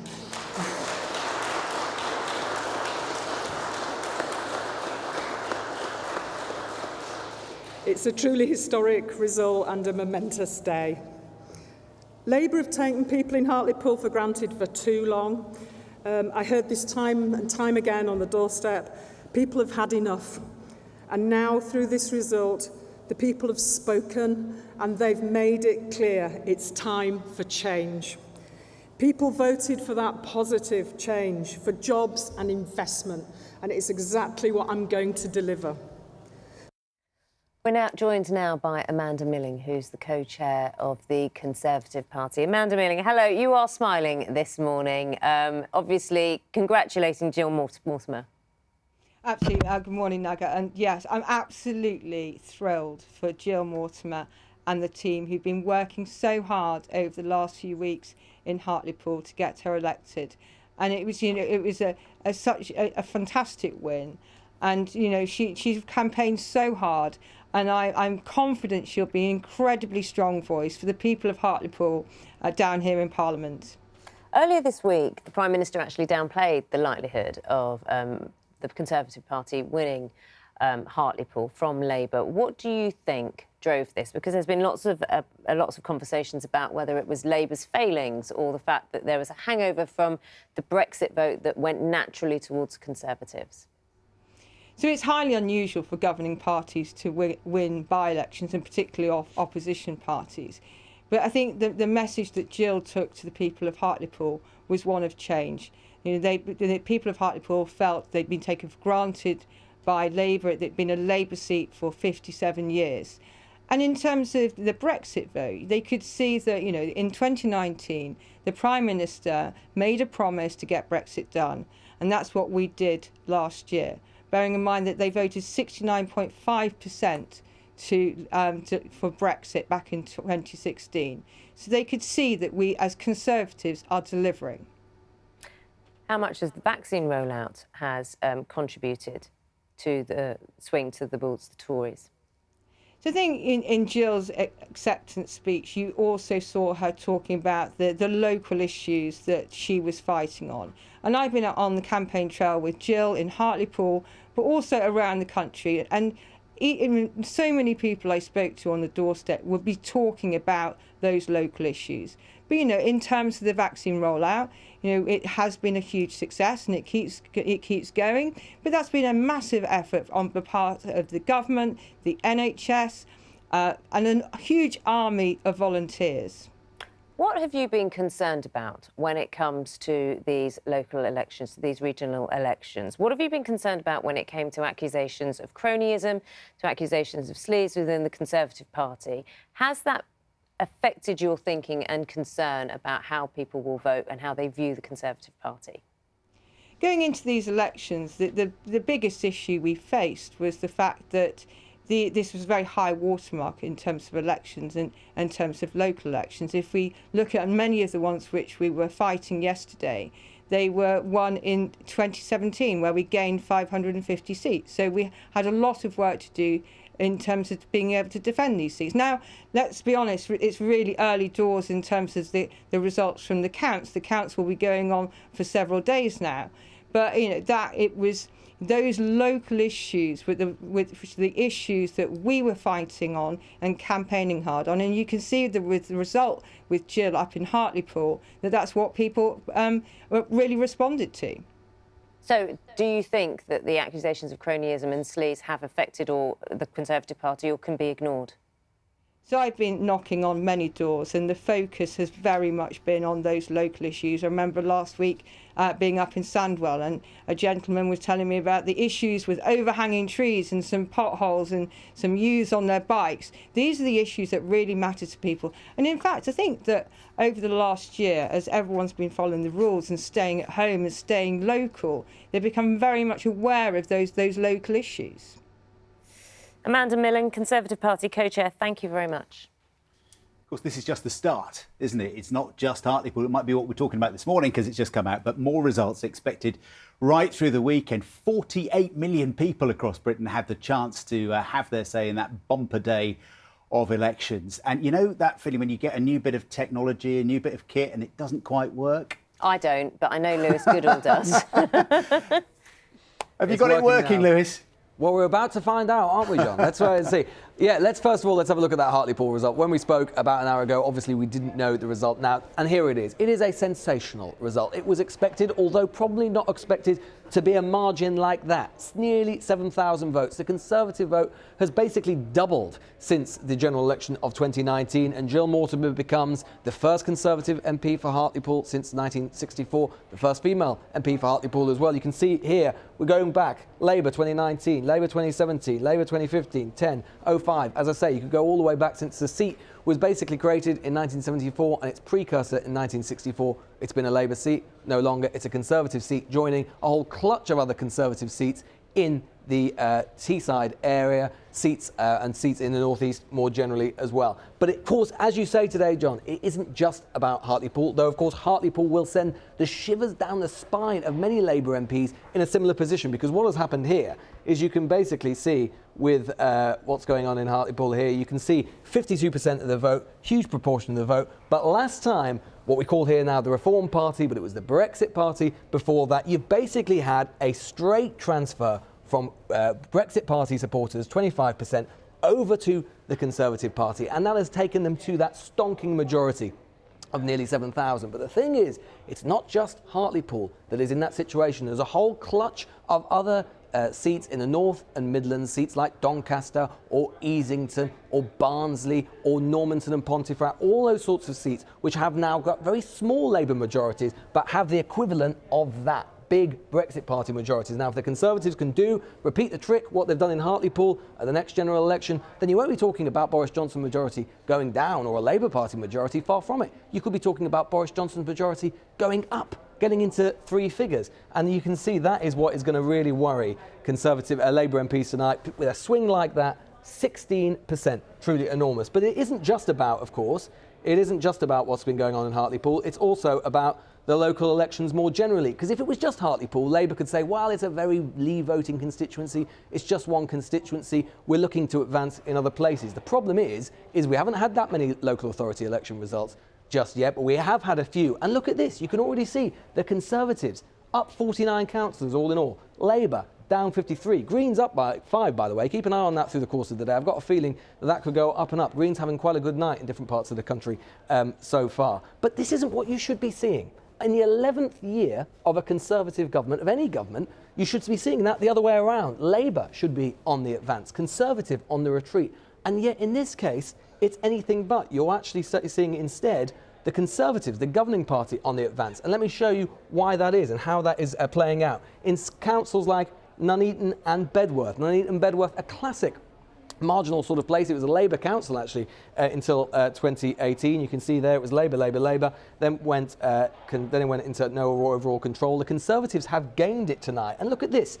10 seats Labour were defending. The Conservatives have taken all 10. And they've largely done that as a result of the fact the last time that these seats were being contested, UKIP was still a strong presence before the Brexit referendum of 2016, and basically the Conservatives have just absorbed much of that UKIP vote with a bit of Labour vote on top of that as well. We can see that very same thing happening in other places as well. Harlow, a Conservative gain. That was a Labour council before last night. There you go, 20 seats for the Conservatives. 7 gains, 7 Labour losses. Exactly the same story. And we can look again in other parts of the country as well. We've got Redditch here in the West Midlands. Again, was a Labour council until 2018, was a Labour seat until 2010. 25 seats now on the council for the Conservatives. 7 Conservative gains, 7 Labour losses, and you can see exactly, just to complete the quadruplet that we've got up here, Thurrock as well, exactly the same story. 6 Conservative gains, in this case, actually 6 UKIP losses, because UKIP was still a strong presence on the council there, but there you've basically got all 25 seats, I think, on the council. No, so 29 seats on the council now are Conservative. So there you have it. Same story across the country so far, just a few councils in, but we're seeing what's happened. We're seeing the Conservative basically take that UKIP or Brexit Party vote and bring a coalescence, if you like, of the centre-right together. All of that vote, and in many cases, the Labour Party vote is just not strong enough, even though it has, in some cases, they've had good majorities in certain seats. With the UKIP and Conservative votes coming together, it just isn't enough. And I think that is going to be one of the big themes that we see throughout the country today. Lewis, I don't know whether there's more relief at Conservative Central Office or with you that your screen is working now. But, oh, believe me, it's with me. Well done, expertly navigated. See you again later. Thank you. Done a lot of that this morning where you say it's been 50 years or, since Hartlepool, has been a Labour stronghold and now it's gone to the Conservatives. It's always interesting having markers and they always come in like quarters of a century, I find, Mike. 50 years here, 25 years, 75 History. years. It's all context, isn't it? It Same is. with the football, That's what with Arsenal. matters. I'm going to tell you about that now. Yeah, good morning. It's 25 years since Arsenal last missed out on playing in the European competitions. But that's the very real prospect now for next season after their last realistic chance of qualifying was snuffed out last night by Villarreal, who were managed, indeed, by their man they sacked quite recently. No such problems, though, for Manchester United, who did reach the Europa League final, despite losing on the night. Our sports correspondent, Katie Gornall, reports. With an all-English Champions League final already set up, here was a chance to make it a full house for the Premier League in Europe. For our Villarreal celebrate their first European final, Arsenal are left to ponder how it all unravelled. After a turbulent week, Manchester United were sitting very comfortably in Rome. They started this game seized by Edinson Cavani. The Italians were out, but they would go out fighting. Edin Dzeko, once of City, made his mark before Brian Cristante cut United's cushion to 3 goals. After United equalised, Roma would go on to have the final say, scoring the 13th goal of this frantic tie. What a way to reach your first final as Manchester United manager. Katie Gornall, BBC News. So Arsenal at a crossroads now, with fans calling for change, while at United, well, despite fans' unrest, a reason apparently to smile. You're always happy, no matter whatever anyone thinks about me. When you get to a final, even if you've been praised or criticised, whatever, it doesn't really matter. When you're in a final, you've got a chance to win the competition you're in. So it's nothing to do with me personally. I'm so happy for the boys that they've got something to look forward to the end of the season. Devastated, we had so much enthusiasm and desire to be in that final. We know how much it meant to the club, to our fans, to ourselves to be in that final, have the chance to win a title and be in the Champions League next season. And it's a huge blow. What Arsenal need is a pop star to give them an afterglow, make them happier. Yeah, I don't even know if that would help. I love this next item. But very nice segue. Thank you very much. So you're going outside. Got your rowers. Yeah. Excellent. We'll tell you about this. Yeah. What was Mike's off? A quick change. Honestly, so quick. He was talking about when he was talking about stars and perhaps Arsenal needing a little bit of stardust. It's because Ed Sheeran has become the latest celebrity to back a football club. Yeah, he's been announced as the shirt sponsor for his boyhood team, Ipswich Town. It must be what every kid growing up as a football fan wants. Imagine your name on that. On their shirts. Yeah, he's joined a really big list of big-name stars who invest in the clubs they love. Take a look at some of them.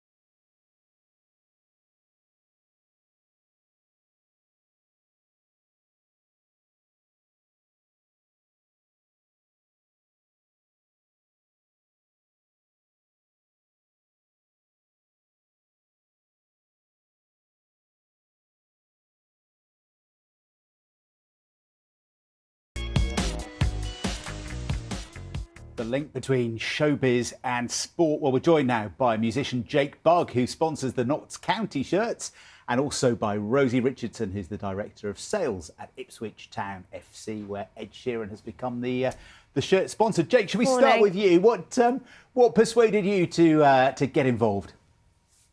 Well, it's been my boyhood club since I was very young, and I'm a big football fan, and yeah, just any way to be involved with the club really, and try and promote them in any way I can and help them, and yeah, it's an absolute privilege to be part of it. And what about when you see your name on their away shirts? What do you think? What does that feel like as a fan? Yeah, it's a pretty surreal feeling, I have to admit, especially when they win. It's great. So no, it's nice to just be part of it, and yeah, especially when they're running around with your name on their shirt. It's pretty nice. It's taking like sort of personalised car plates to the next level, isn't it? Having a whole team personalised with your name. No, absolutely, yeah, and but that's it. I just want to try and help the team out as much as I can, and obviously when I go play, you know, abroad in places and stuff like that, we like to promote the team there as well. So no, it's just great to be part of it, really. Jake, do you make them listen to your music? No, I don't. No, it's not in the contract. Oh, I think you missed a trick there. Let's talk about the contract, shall we? Let's talk about how these deals matter. Rosie Richardson, morning to you. You must be delighted. So thrilled. Everybody that is associated with the football club is so overwhelmed by this. You know, to have a worldwide superstar, you know, a logo that he has created adorn the front of the shirts of the first team and the women's team next season is something quite special.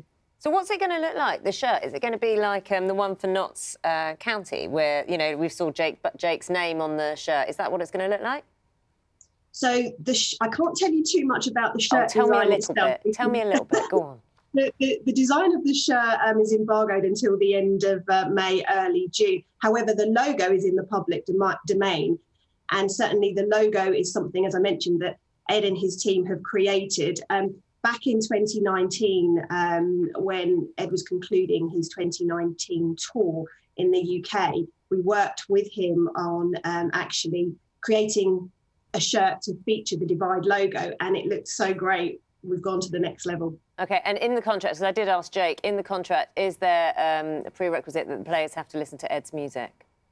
Well, I think Ed's music may form part of the initiation. But when the new players join, quite honestly. Good idea. Good idea.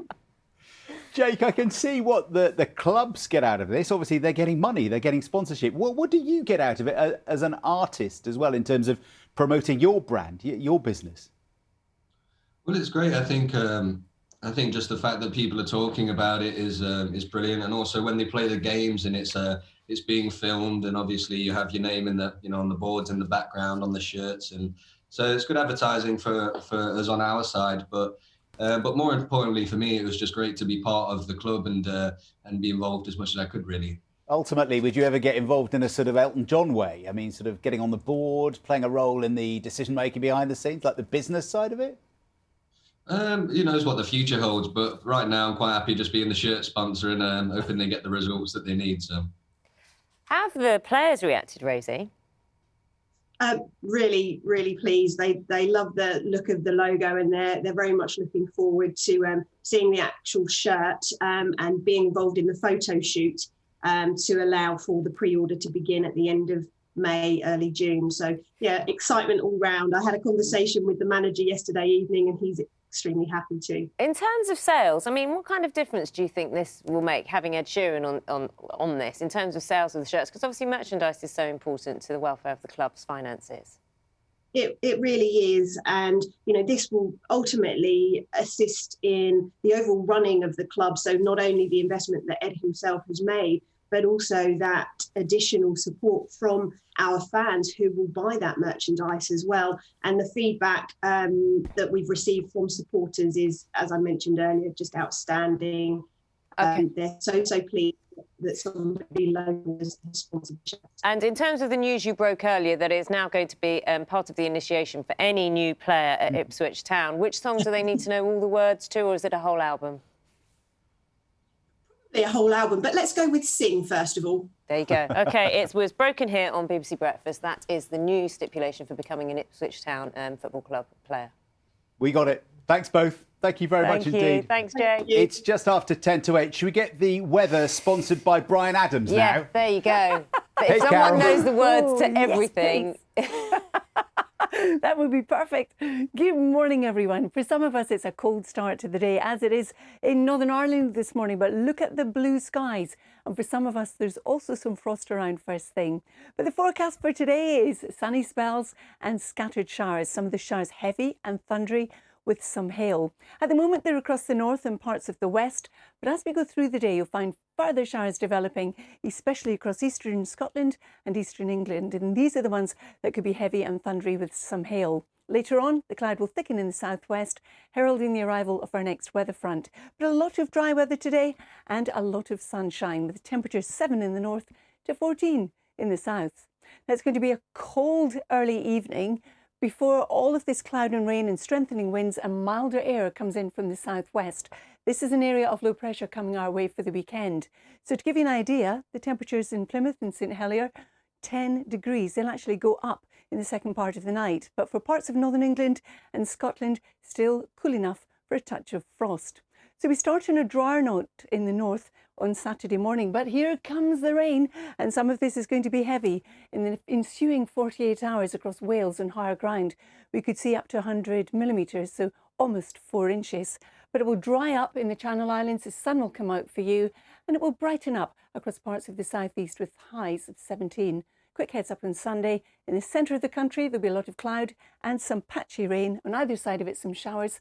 And depending on where the weather front producing the patchy rain goes, we could hit 20 or 22 in the southeast. So getting that bit warmer. John and Naga. Thank goodness for that. Carol, thank you very much indeed. See you soon. Thanks, Carol. Now, if there's one thing last year's lockdown showed us all, and this year's lockdown, is that some of us love quizzing. Everyone loves quizzes, don't they? Comedian Jason Manford's hoping so. He's putting his general knowledge to the test and becoming the host of a new daytime quiz show called Unbeatable. We're going to talk to him. First, though, take a look. All right, Obama versus Jimmy Carter, £400. If it's wrong, you'll go into the next round with 0. Let's find out. Yes. OK. How are you feeling now? See, Bill, I think, is the closest. See, because he was grey when he was president, wasn't he? Where Obama went grey when he was doing the presidency. I think I've heard it's quite a stressful job. I imagine it is. Do you know what? I'm going to chance it. OK. I'm going to go for Bush. OK. Oh, You've I got don't wanna three. watch. You got £300, and we're going to bring George Bush down for another 100. How are you feeling? I think I'm wrong. Obama versus Bush. Which one was youngest at inauguration? Let's find out. Oh. Yes! Got it right! Very good. OK, so a little taster of the programme. Jason joins us now. Let's say hello. Hi, Jason. How are you doing? Hi, how are you? Really well, thank you. Really well. Busy this morning. Good to talk about quizzes. How's it? I know, good to talk about quizzes nice to this change the morning. subject for a minute. Yeah, absolutely. Never saw you as a quiz master. Are you a big quiz I'm goer? very surprised. I love quizzes, yeah, and I've always, I've done the circuit, the charity quiz circuit of Tipping Point and The Chase and all the different ones, Catchphrase and Mastermind. So it's quite nice to be on this side of it, really. And I've done game shows, I've done the sort of Saturday night game shows where you only get sort of 6 or 8 of them, a series. So to do a daily one where you record 50, you really get your teeth into it, and it's a lot of fun. So what are you? Are you the one who knows all the answers? Kind of, you sit there and or are you the one where really you're kind of going along with them as the agony of trying to find out? Well, in the beginning they sort of give you an option. They say, "What do you want to be? Which host are you? Do you want the answers so you can be all smug and go, actually that was 1878. I can't believe you didn't know it." But I just think it's more honest to get to just see what you know and what you don't. So I often said to the contestants, look, before we record, I say, do not look to my face for clues on what the answer is, because I'm just playing along as well. I love watching the quizzes in the day, You're Pointless and various shows, Impossible. But do you have that Tenable face? and all those. Do you have that face, when you know the answer? No, not that face. When you know the answer and you just can't, do you have like a poker face when you know the answer and you can't get it away? Yeah, I've got a good poker face. Yeah, that would be. I mean, there's money on the line, so I can't be giving it like. You know what I mean? Like the bosses won't thank you for that, Jason. Yeah, exactly. No, exactly. You had a nightmare filming, didn't you? You suddenly got a phone call while you were recording this. Sat in makeup on we filmed 25 of them, and we're sat in makeup and about to start. We're doing 4 and 5 episodes a day. There's 60 people, crew and people flown all over to be in part of the show, and then I get the track and trace phone call. You need to isolate for 10 days. I've been in contact with somebody with COVID, and yeah, I must say it was a pretty. I shouted got the producer down to my dressing room, and 2 meters away, stood outside and all that. So I've never actually seen anybody's knees buckle in real life before, but it was pretty worrying moments, but where we had to just delay it for 10 days right in the middle of filming. So everything put on pause for the whole production. Yeah, 10 days, and then I had to stay up there because I was up in Scotland and couldn't work out a way getting home because you can't use public transport. You can't, I was like, I'd have to hire a car. Like in the end, I just said, I'll just stay here. And it was kind of weird for a couple of days, self-isolating in a town that was closed. And but the last couple of days, it was lovely, I've got to say. I've got 6 kids at home. And my wife said to me on the last day, she said, well, over tomorrow and back to freedom tomorrow. I said, no, it's actually the other way around. It's my last day of freedom before the prison of my life takes back over. You did really get a call, didn't you? It wasn't just a ruse to get out of work and get away from the children. I couldn't possibly tell you. But no, it was, I definitely did, yeah. Oh, well, it's good to hear. And you didn't get it either, so you were well. No, I didn't get it. No, it was just, precaution, isn't it? And it's hard because obviously part of you is thinking, only you know about this. And I'm sure there's people out there about the same situation. Only you know in that moment that you've been track and traced. And I just thought I'd be such a hypocrite if I've been giving it out all year about it. So you've got to just do the right thing, haven't you? And just, absolutely. It's one of those things that, we're all getting through it in different ways. There's much more important jobs on the line than a daily quiz show. But I'm just glad we managed to get it done. We got back into the studio. We recorded 5 a day over a weekend and stuff. So the crew were really pleased. And we got it done, and it starts Monday 2:15, and it's really fun. And I think it's one of those quiz shows that you can't really seem thick on. I mean, and some people tried, let me tell you, but you can't ever seem stupid because the answers are in front of you. We ask you the question, and then the 6 answers are in front of you, and the questions cover everything, all your normal subjects, as well as a few left field ones, which are great. All right, Jason, thank you very much indeed. Good luck with Unbeatable. All right, guys. Good to see you. Thanks. See ya. See ya. Headlines are coming up. See you soon. What makes a photograph great? Something beautiful? No, it's how you look at the subject. Take something ordinary, make it extraordinary. Go abstract, try a different angle, a different perspective, a new technique. It's not just about what's in front of the camera, but who's behind it. Join me, Rankin, for a masterclass in picture taking as myself and 6 students embark on the Great British Photography Challenge. Coming soon to BBC 4.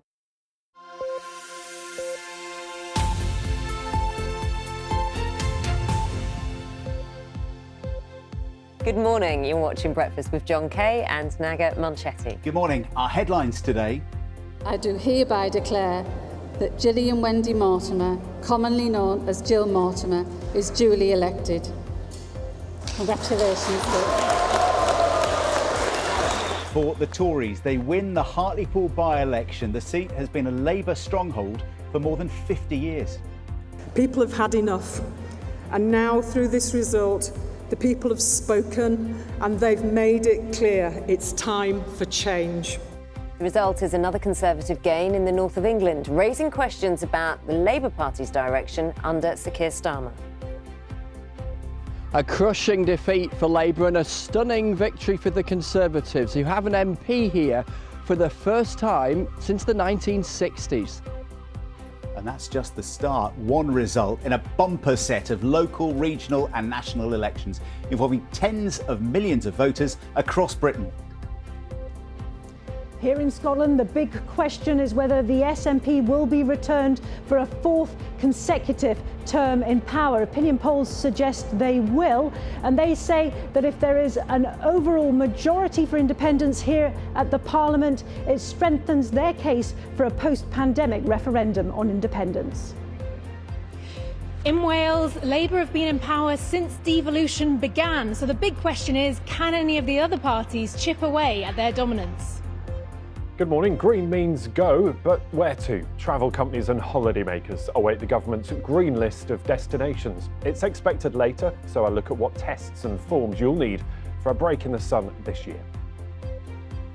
Good morning. It's a chilly start to the day, and for some of us there's some frost around. For most it's a day of sunshine and showers, some of those heavy with hail and thunder, leading us into a wet and windy weekend, but also a much milder one. I'll have all the details coming up.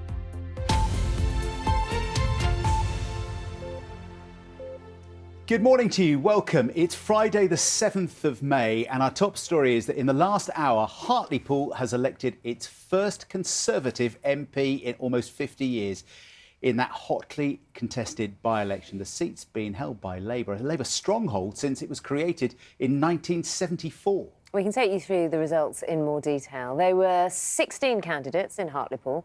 Jill Mortimer was elected with more than 15,000 votes. Now, the Labour candidate, Paul Williams, received more than 8,000 votes, giving the Conservatives a majority of just under 7,000, 6,940. It means the swing from Labour to Conservative was 16%. Our political correspondent, Jonathan Blake, has more. I do hereby declare that Gillian Wendy Mortimer, commonly known as Jill Mortimer, is duly elected. Congratulations. The moment of victory. A Conservative MP elected in a former Labour stronghold. The winning candidate, elected by some margin, said she was proud to break Labour's long run here and argued it was proof her opponents had lost touch. Labour have taken people in Hartlepool for granted for too long. I heard this time and time again on the doorstep. People have had enough. And now, through this result, the people have spoken and they've made it clear it's time for change. It had been a long night. A high turnout meant careful counting, but it soon became clear the Conservatives would win. A blow-up Boris Johnson appeared in Hartlepool to mark the Tories' expected victory, proving the Prime Minister can command support post-Brexit and leaving Labour promising to listen and learn. For me as a Labour Party member, absolutely shattering to see a Conservative MP elected in a place like Hartlepool after nearly 50 years. And I think what this shows is that although we have started to change since the cataclysm of the last general election, that change has clearly not gone far enough in order to win back the trust of the voters. And we've just seen that in spades, haven't we, in Hartlepool. Something else for Conservatives to celebrate. The party took control of Nuneaton and Bedworth Council in Warwickshire, one of 143 being contested across England. People respect what the Prime Minister has done during this pandemic. They think the vaccine rollout is phenomenal, and they think that given all the challenges that we've faced, that the Conservative government, the Prime Minister, has done a really good job in difficult circumstances, and many of those people on the doorsteps have been right behind him. In Essex, another win for the Conservatives, taking Harlow Council from Labour. In almost every layer of local government, counties, boroughs, districts and more, almost 5,000 council seats are up for election. Labour have held on to several councils in the northeast, including Newcastle and Gateshead, but saw their stronghold in Sunderland eroded by the Tories. The counting continues in Cornwall, where, like many places, they'll be tallying the ballots for many hours yet. In London, Labour's Sadiq Khan is seeking a second term as mayor, one of 13 city and regional mayors up for election. The Conservatives hoping to hang on to the West Midlands, Labour eyeing up West Yorkshire. Those are some of the many, many more results to come from these elections held in the shadow of a pandemic. Slowly, across England, a renewed political picture is emerging. Jonathan Blake, BBC News. Well, the beginning of that picture emerging is Hartlepool, isn't it, where we've had that by-election result this morning. Chris Mason is there for us this morning. Chris, how significant is this? The Conservatives winning, but also that Labour defeat in the northeast of England? Yeah, morning to you, John. Look, let's be clear. There's a temptation for people like me on mornings like this to get dreadfully excited about a single by-election result in a parliament of 650 seats. Does it change the maths at Westminster? No, it doesn't. But does it change the mood? And the answer to that is yes, it does, because this is not an outlier. This is a pattern that's been emerging for a while, of which this is the latest bit of evidence. The phrase that's often been thrown around is what's known as the red wall, those seats in the English Midlands and the north of England, towns that were consistently Labour for generations, that on election night barely anyone outside the towns in question would pay any attention to, because they were chalked up as rock-solid Labour seats. And Hartlepool was a classic example of that kind of seat. And yet, it's further evidence that the Conservatives have managed to chip away and claim a seat that has had a Labour MP since the average price of a house in the UK was only £3,000, where Beatlemania was sweeping America back in 1964. That's the last time people here woke up to having a Conservative MP. They have one in Jill Mortimer this morning. And what is striking is that this wasn't just a victory, it was a big victory for the Conservatives, winning by around 8,000 votes, a 16% swing from Labour to the Conservatives. And of course, the Conservatives have been in government for 11 years already. That's not what's meant to happen. And the Conservatives managing to buck a long-standing political trend. OK, Chris Mason for us live in Hartlepool. And this is just the start, isn't it, of a busy weekend? Yeah, very much so indeed. Counting will be taking place across Britain later. Following a day of bumper elections, we're going to get the picture from Scotland and Wales in just a moment. And in England, there are more than 140 councils with results to declare. Our political correspondent Adam Fleming is in Westminster for us this morning. Adam, good to see you. I mean, Chris touched upon it, didn't it? It's about the tone, almost, not almost as much as the actual map of, seats as we look at it. Morning, you two. Yes, lots of the things that people are saying about the result in Hartlepool, where there was a parliamentary by-election, can also be applied to other bits of England where there aren't by-elections, but there are elections for the local councils. So, and there we're seeing this big pattern of the Conservatives doing again what they did at the general election in 2019, which is making inroads into previously Labour-held areas that supported Brexit in quite a big way, which is basically what Hartlepool is. So there were lots of reasons beyond Brexit that this is happening, and Amanda Milling, the Conservative Party co-chair, spelt some of them out. The message that Jill took to the people of Hartlepool was one of change. The people of Hartlepool felt they'd been taken for granted by Labour. They'd been a Labour seat for 57 years.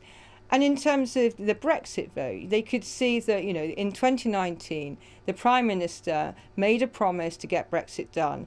And that's what we did last year, bearing in mind that they voted 69.5% for Brexit back in 2016. So they could see that we, as Conservatives, are delivering. Now, Labour sources are not trying to spin their way out of this. They're taking it on the chin and accepting that they've still got quite a big mountain to climb.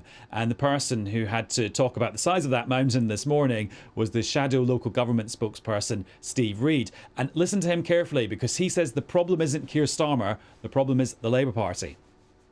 I'm very comfortable that we now have a leader that the country could see as an alternative Prime Minister. The problem is the Labour Party itself. We have not yet changed the Labour Party enough for people to feel able to go out and trust it with their and their children's futures. And over the next weeks and months, the job of work we will have will be to bring the Labour Party back home to Britain.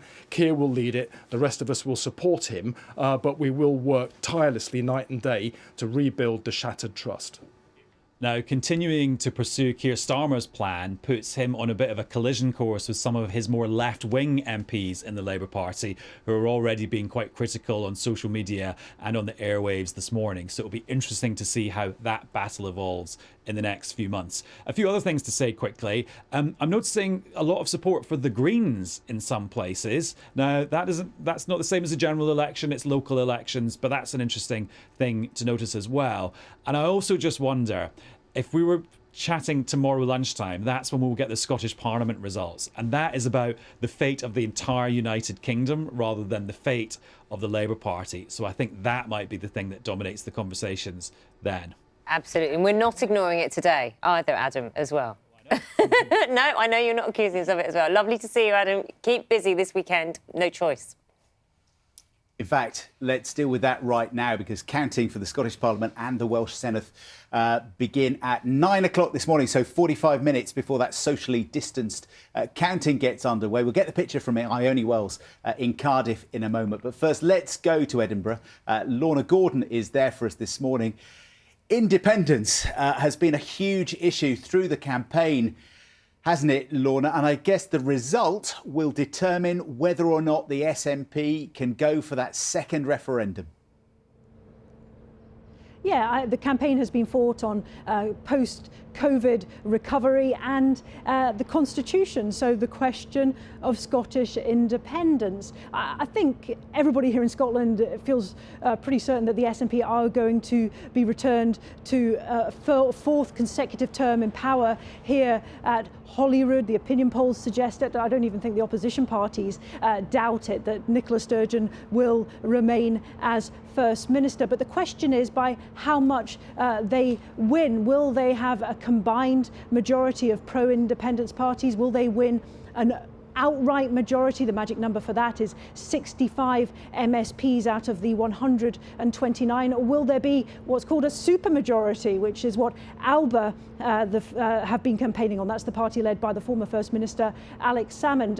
The SNP's line is that if there is a pro-independence majority, so the SNP with the Greens here at Holyrood, that leaves them in a strong position to argue for a post-pandemic referendum on Scottish independence. It'll be some time yet till we find out what the results are here in Scotland. 2 days of counting. They'll start coming in at lunchtime, but it's really tomorrow when the final result will start to become clear. OK, I hope you had a good night's sleep last night, Lorna. You're going to be working hard through the weekend, aren't you? Good luck to you. Let's cross to Wales, to Cardiff. Of course, Labour in Wales looking to hold on to power. They've held it there since devolution began in 1999. Ione Wells is there for us this morning. And Ione, what are you going to be looking out for as these results start coming in? Well, John, I mean, this is really the COVID election. It's going to be really, really interesting to see whether or not turnout has been increased by the fact that the last year has just shone this huge spotlight on devolution, because every day people have been seeing Welsh ministers making decisions about health, about education, about business support, things that really, really impact all of our lives. And that has just rocketed the profile of Mark Drakeford, the Welsh Labour leader, because polls have repeatedly suggested higher support for his handling of the pandemic here in Wales compared to Boris Johnson's handling of the pandemic in England. So Labour have that in their favour. But as the party that has been in power here since devolution began, the big question is going to be how much, if any, can those opposition parties chip away at their dominance. And the key battlegrounds to watch out for here are going to be the northeast of Wales, where the Tories made a number of gains from Labour at the 2019 general election in the so-called Red Wall. Also a couple of areas where Plaid Cymru and Labour are in direct competition, but by and large, this is a defensive election for Labour against the Tories. Now, final thing to remember is that no party here has ever got an outright majority, so coalitions, minority governments are completely normal. If it's looking that way by this evening, then parties will have to start doing their sums and having a think about what deals they might be willing to put on the table with others. Ione, thank you very much indeed. Calculator at the ready. We'll catch up later. Thank you. Smaller numbers to deal with for Carol on too the weather. Small. Yeah, they're too small. Your numbers are too small, Carol. They are going up this weekend, though, Naga. Okay. Good morning, everybody. But this morning, the numbers are small. It's a chilly start. It's also a frosty one, but we've got a lot of blue sky to start with. However, through the day, the showers are going to develop that bit more widely. Now, if you have an allergy to pollen, tree pollen is prevalent at the moment. For much of the UK, the levels are moderate today, but in the far southeast, they are high. So we're starting off with a few showers in the north and the west.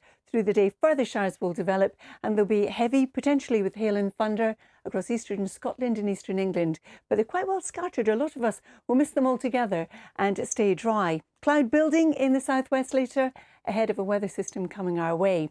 Now, through this evening, temperatures will fall away under the clear skies, but as this next system comes in, it's not only going to bring some heavy rain and some stronger winds, but it's also going to import some milder air. So the temperature falling away to only 10 degrees. In actual fact, it will fall, then it will rise across the far southwest and the Channel Islands and southern England and Wales, but under the clearer skies further north for northern England and also Scotland, it will be cold enough for a touch of frost. But here it will be a dry start, but it won't last because here comes the rain, moving northwards and eastwards through the course of the day. And then we've got this other leg of rain, once again affecting northern England, Wales and the southwest. In fact, on Saturday and into Sunday, the higher parts of Wales could easily reach 100 millimetres. That's almost 4 inches and could lead to some flooding.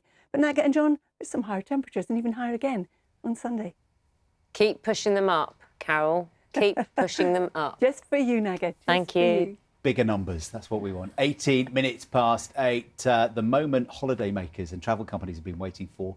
We're expecting in the next couple of days, aren't we, that green list of destinations for going abroad this summer. And Ben's off to the airport already. Got your bags packed? I wish. None of us going anywhere quite yet, and that date keeps getting pushed back. Thanks very much. Yes, all eyes, of course, on the news about where we might be able to go on holiday this summer, but also what sort of tests and forms that we'll need. Well, you may know, non-essential international travel still banned. For now, it is illegal. But that ban will be lifted on May the 17th. It is a big moment that technically will open the door to holidays abroad, but there will still be quite a lot of restrictions. Now, countries will be ranked as green, amber or red, and that will be based on how many cases there are. That's based on, as well, how many vaccines have been offered and whether there's evidence of new virus variants in those countries. Now, for most people, only green list countries will be viable holiday destinations. Travellers will need to take a test before they leave, have to fill in a form before they come back, and they'll have to pay for a PCR test when they return. There will be no need to quarantine unless, of course, you test positive. Well, both amber and red list countries will mean more tests and self-isolation, either at home or at a quarantine hotel. Now, remember that the traffic light system only refers to when you're coming back. You'll still need to check what you need for the country that you are going to. Well, some travel firms say that they will offer tests and insurance as part of the booking. Now, one of those is TUI, and Andrew Flintham is its boss, and he joins us now from Luton. Good morning to you. Let's talk about these tests because all eyes will be on what we need to do, what forms we need to fill in. You'll offer them as part of the booking. Let's talk logistics. How will it work? So we've come up with a package of tests for customers, and as you say, it's their return to the UK tests. We've got a package for green countries, which is £20 a person, a package for amber countries, which is £50 a person. And you'll basically go onto our dedicated hub, you'll book your tests. 7 days before you go on holiday, you'll get your antigen tests, those ones that you have to take before you return to the UK, so you can pack them in your case. You'll then head off on holiday, have a great time. Then 72 hours before you come back, you'll take those tests, we'll verify it, and therefore you'll be allowed back through the PLF form, the government form, back into the UK. And then on day 2, you'll get your PCR test sent to you, you'll take that, and then you're all good and done. So it's a big package. We're heavily subsidising it. It's available to all our current customers, so those that have booked already, but also those that hopefully will book with us in the coming weeks. I'll come on to costs in just a sec. I want to talk logistics, though, again. You know, what happens if the test is late, it doesn't come back? What does it mean for your flight? We're absolutely confident. I mean, the ones to return, you'll be taking them with you. We'll get those out well in advance, so there's not going to be a problem in terms of returning back to that flight. The day 2 test, we're working with a government-approved provider, Chronomics. We're really very, very confident that those tests will be there and back. We're actually couriering the test rather than relying straight on the mail system. So the logistics, we're pretty confident they're going to work well. You talk about subsidising the cost of those tests. A lot of people watching will say, well, you're just going to put up your prices a little bit because we know demand is going to be sky high. People are desperate to get away. What commitment have you got to keep the prices the same, even with the extra cost of the tests and with the extra demand that you'll see? I mean, we're really hoping for big demand, given the fact we've been almost no demand for the past 12 months, 14 months. Our prices are very, very stable. They're pretty much like for like, flat year over year. There isn't a big increase in there. We've got plenty of holidays to sell. I think everybody in the industry has. It'll be a long time before the ideas of trying to increase prices to make more money. We want to get people away on holiday, having a great time, because we think they genuinely all deserve it. And given that demand, which the consumer group raised a lot of concerns about whether there will be enough tests to go around, suddenly everybody trying to get away, everyone trying to get that test. Are you confident you've got enough supply? Absolutely confident. The supplier has guaranteed us a significant number of tests, tests that are in excess of even our hopes of how many people will be taking away in the coming months. OK, Andrew, it's really good to talk to you this morning. Andrew Flintham there, the boss of TUI, all part of the big move for us to get away on holiday. That list not yet published. It's expected over the weekend to give us an indication of where will be green, where will be amber and where will be red, and crucially on that green list where we might be able to go away on holiday this summer. But remember, there's the extra cost of tests and forms and all that sort of thing to bear in mind. Yeah, OK. Ben, thanks very much.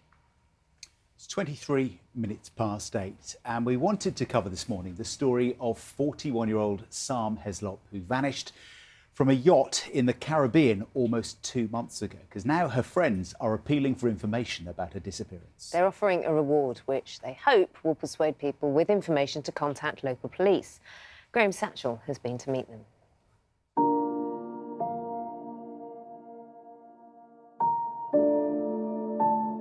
When Sam walked into a room, we knew that she'd arrived.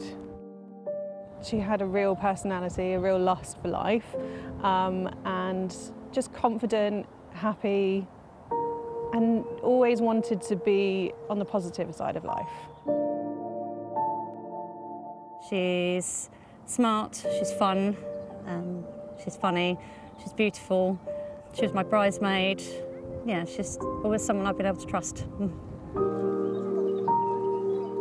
It's the first time Sam Heslop's friends have been able to meet in person since she disappeared from her boyfriend's yacht in the Caribbean 2 months ago. Out of character for her not to be in contact?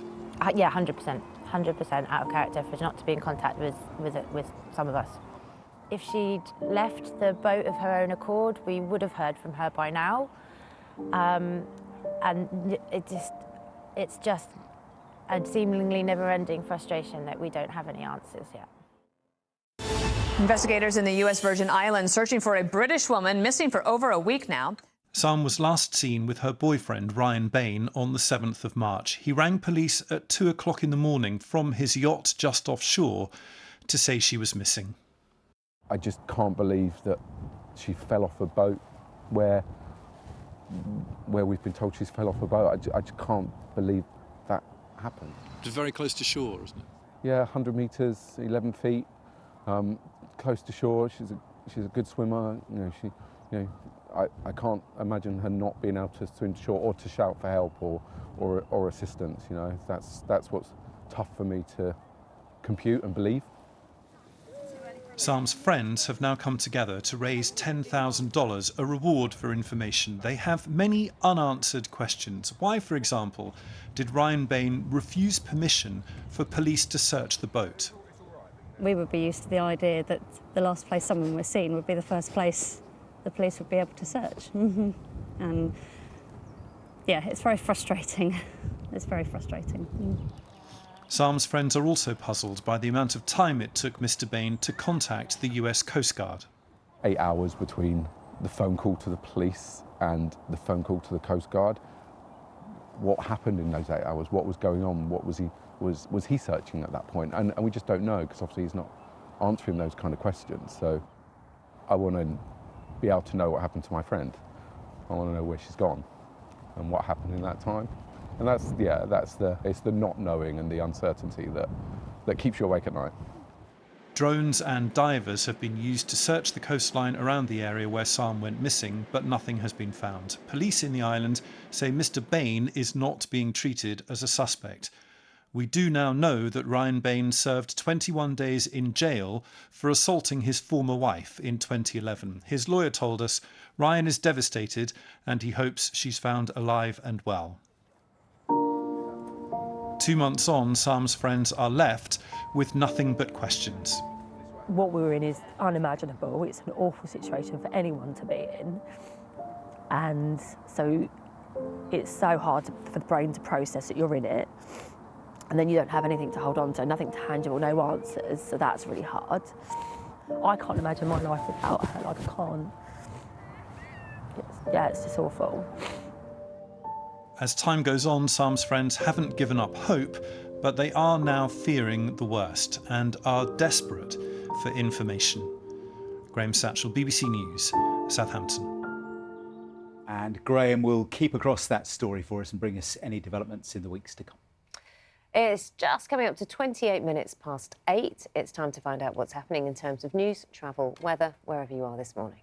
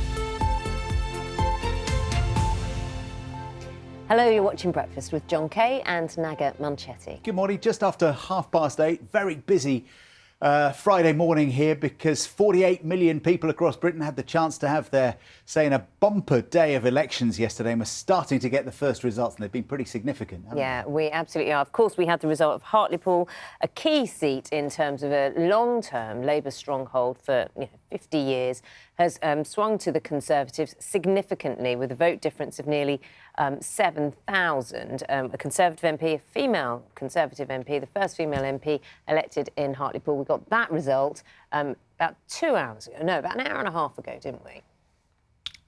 Yes, and it's just the beginning. Lewis Goodall from Newsnight has been loading all the data into his super screen, which is now working, and he can tell us what to look out for. I said that confidently, Lewis. I believe in you.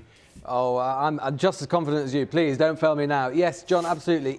Really, really mammoth result. I mean, there's going to be so many more results to come throughout the day, but it is worth focusing on this one. This has been a Labour stronghold, as you say, in one form or another since 1964. We've got all the results going back to 2005 there. Labour.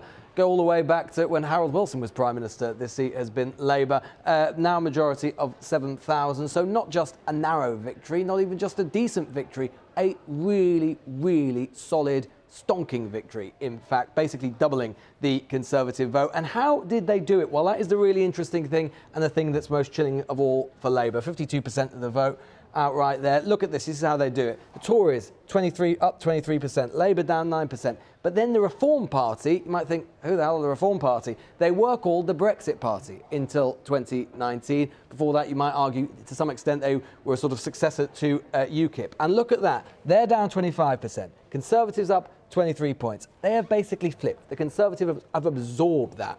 And the worrying thing for Labour, you might say, well, this is just one seat. This was a very heavily voting Leave seat. You can see down there, 70%. The worrying thing for the Labour Party is there is a whole clutch of other seats, like Hartlepool, like Doncaster, like Pontefract, Easington, lots of seats in the North and Midlands that also had big Brexit Party votes. If the Conservatives can take those seats in a general election, perform the same trick again, then you could be looking at an enhanced Conservative majority into 3 figures, perhaps. And then just have a look at this just quickly, because it isn't just about Hartlepool, of course, it's about the council election results as well. And you shouldn't be seeing this board. This is an unusual board for an election. You've got 50 Conservative gains in an 11th year of a Conservative government. Labour down 54. You would expect, just looking at that, if you were saying, well, which party's in government after 11 years, you'd think, well, it must be Labour, mustn't it, because they're going down. Quite the opposite. This is just very, very unusual. And we can see if we look at the councils there as well. The Conservatives gained 3 councils. Labour down 1 council. And this is what is perhaps most interesting about the whole thing. If we look at it here again, just very, very quickly, an example of this, Nuneaton and Bedworth in the Midlands, classic marginal sort of territory. How has it happened? 10 Labour defences, down 10, gained to the Conservatives, and they've done that basically by absorbing, again, the old UKIP vote. So this is the big worry for the Labour Party going forward. It's a realignment that's taking place throughout the country, the sort of what you might loosely call the right of centre vote coming together, coalescing as one, whilst what you might broadly say the progressive left of centre vote, the Labour, the Greens, Lib Dems, still separate. And in that situation, the Conservatives triumphing in a way that you would not normally expect for a government in its 11th year of power. Lewis, thanks very much. Lewis taking us through the numbers, which he's going to be doing over the whole of the weekend. So many numbers. Indeed, absolutely. He loves his numbers. We were talking to Chris Mason earlier, of course, our political correspondent, and talking about the impact this is going to have on the leader of the Labour Party, Sir Keir Starmer. Perhaps one of the first real tests, and just looking at the repercussions of this, because it's maybe not so much changing the picture of the seats, but it's changing the tone. Yeah, the tone across the country, but in Westminster too. Let's speak to our political editor, Laura Koonsberg, who joins us live on Breakfast now. Laura, Chris Mason in Hartlepool was saying this is like an earthquake, but the tremors are going to be felt down in the House of Commons, aren't they? Yeah, no question about that, John. Good morning, everybody. I mean, it's a real thumping in Hartlepool. You know, the Tories didn't just take it from the Labour Party. They didn't just nose it by a whisker. They absolutely romped home just about double the vote. You know, looking at the pictures, I was looking earlier, and you saw all the piles of ballot papers on the tables piling up for the Tory candidate, and it looked like the tables might actually collapse under the weight of all the ballots. And as you say, any by-election always gets people in Westminster excited. But this is really, really interesting because it plays right into that question, the really central one that has preoccupied everybody in Westminster since the general election, is what the Tories did in 2019, where they gobbled up lots of former Labour seats and turned them blue, just a flash in the pan, or is it a trend that they can dig in and dig in and dig in? And this result suggests very much that they are strengthening their grip on parts of the country where the Labour Party used to take voters pretty much for granted. And now the Tories are very much able to actually not just grab those seats, but dig in, get some foundations down and try to make their areas permanent. And that's really the question, which does put pressure on Keir Starmer. There's no question about that. And you can point to the historical trends that definitely are at play here, but there's definitely pressure on him just over a year in the job. And what sort of pressure have we already seen and heard on Keir Starmer as that Hartlepool result sinks in? Yeah, so we've already got a flavour of the strife he'll get from the left. So the organising group, Momentum, that campaign group that was behind Jeremy Corbyn, are already out there saying there's got to be a change of direction. People our viewers will be familiar with hearing from back in the days of Jeremy Corbyn's leadership. John McDonnell, the former Shadow Chancellor, has been out this morning saying that the candidates were sent in naked with no argument. They should have been making the popular arguments that they made back in Jeremy Corbyn's time. Diane Abbott, another former frontbencher under Jeremy Corbyn, has been saying that Starmer has to change direction. One former member of the NEC, the party's ruling body from the left, has even told me this morning that Keir Starmer should actually quit. Now, when you talk to Keir Starmer's allies, I think they know that they're going to have a bumpy time. They don't, at this point, anticipate really anything that would be meaningful in terms of trying to push him out or anything that's a very, very serious challenge. And if anything, John, I think they're going to come punching out the other way. I think they're going to much more aggressively make the case for change, maybe have a reshuffle around of the pack of their top team in the next few days. But the question, even for his allies, is what is Keir Starmer's genuine solution to all of this? He's a very different character to Jeremy Corbyn. He's credible, he's competent. People say that he's started to turn things around in the mess that was the Labour Party after the general election. But what does he really stand for? What's his magic ingredient that he can actually get across to voters? I'm not sure they've got a simple and convincing answer to that yet. And I suppose it becomes more complicated, doesn't it, over the next couple of days, because the spotlight shining brightly on Hartlepool this morning, but there's going to be multiple spotlights over the next couple of days as we look all over Britain for results of different kinds. Absolutely right. And without wanting to sort of give people a whole blizzard of information, there are so many different elections this time, really, really crucial votes in Scotland in particular that could open up a whole big tangle over the constitution. That could become Boris Johnson's biggest headache very quickly if Nicola Sturgeon hits the magic number of 65 seats and then starts demanding another vote on independence. Equally, very important contest in Wales, where during the pandemic, people really had a good look at what the meaning of devolution was. You know, those powers that are held by Cardiff. The First Minister there, Mark Drakeford, really front and centre in a way that people perhaps hadn't seen before. And all sorts of different contests in England. So it's right to say at this point, there's a lot still to come. And the picture might look quite different in the next few days. But I think that broad argument, that tussle that's focused on between Labour and the Tories in England, I think the dynamic and the story of that is already becoming clear. But important to say too, while the Conservatives are cock-a-hoop at being able to grab places in the north and in the Midlands, some of those towns that we were hearing from Lewis just a few minutes ago, there might be a longer-term question for them too. What about their more traditional voters in the south of England, the more well-heeled cliché of the sort of gin and jag Tory voter set? In a few years, might they feel a bit left behind? Busy weekend, Laura. Have you got your energy bars, lots of coffee? Always. Tea overnight and then coffee from about now, so I need to get on it, John. Get some bananas. Thank you, Laura. Good luck Cheers. this weekend. Great to see you.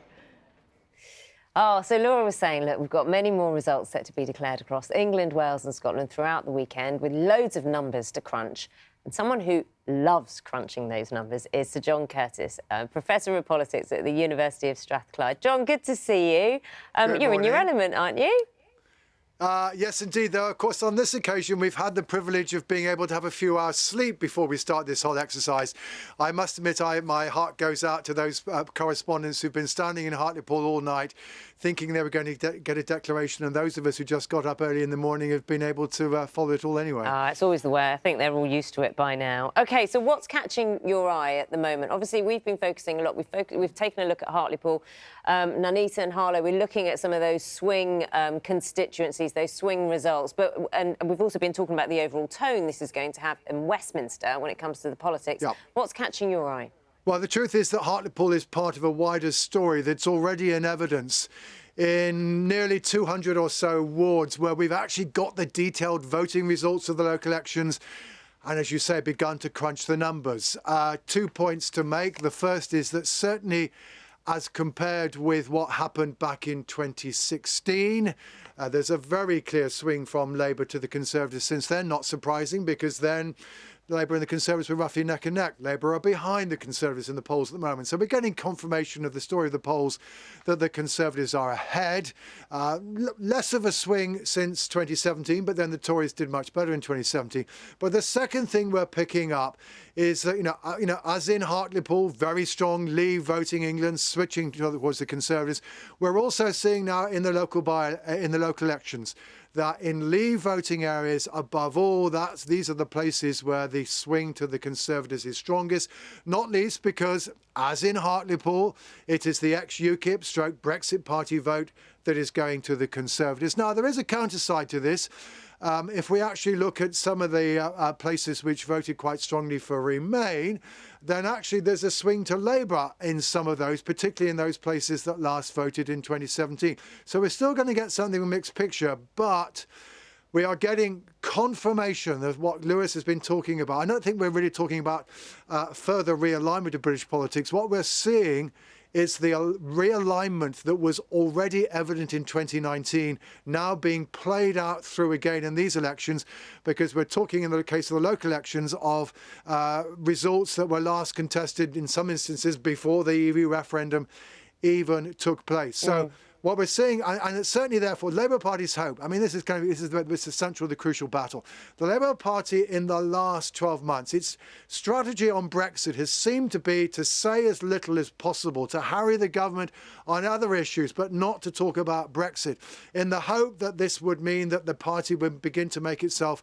available and supportable by Leave voters. Well, the opinion polls have been saying throughout the last 12 months, this is not working. No evidence at all. The Labour Party particularly gaining ground amongst the Leave voters that they lost in 2017 and 2019. And now we're getting confirmation of that already in the ballot boxes, not just in Hartlepool, but also in other parts of England. And this will raise a question for Labour about what is going to be a strategy. This is not simply an argument between left and right inside the Labour Party. It's also an argument about what is the purpose of this party and how does it achieve it? It's a party that likes to think of itself as the party of working class voters. Well, actually, more working class voters voted Conservative than Labour in 2019. And we are again seeing in the local election results, as Leave voting areas go towards the Conservatives, that also means that working class areas are going towards the Conservatives. Yeah. So Labour either have to work out a strategy for reclaiming the working class despite Brexit, or does it have to accept that actually these days the Labour Party is the party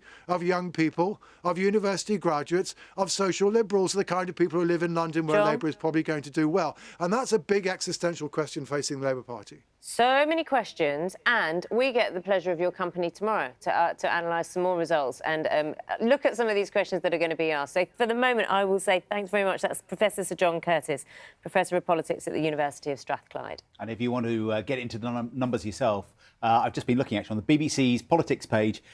We've got people putting all the figures in, and you can look at the results in your area and what's happening and getting the analysis. And they're being updated all the time. Every second there are counts going on in councils and police and crime commissioners and, of course, the nations too. OK, 8:45 is the time. We're going to take you outside because it's beautiful out on the water this morning, and that is where Mike is.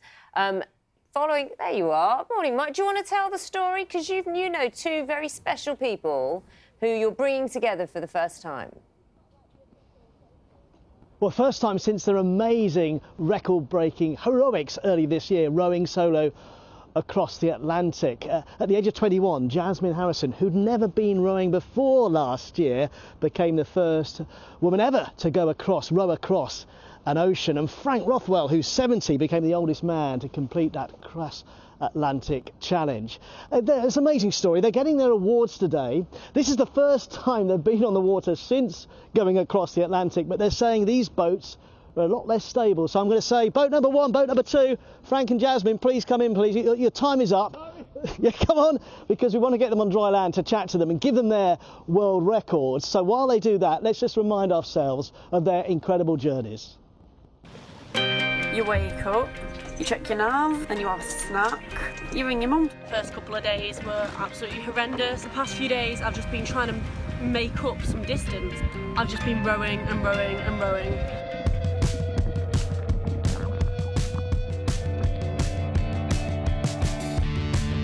You get a bit scared. It's wrong to say that you don't. Every bit bravado. At the end of the day, I'm an old man, and this is a young man's sport.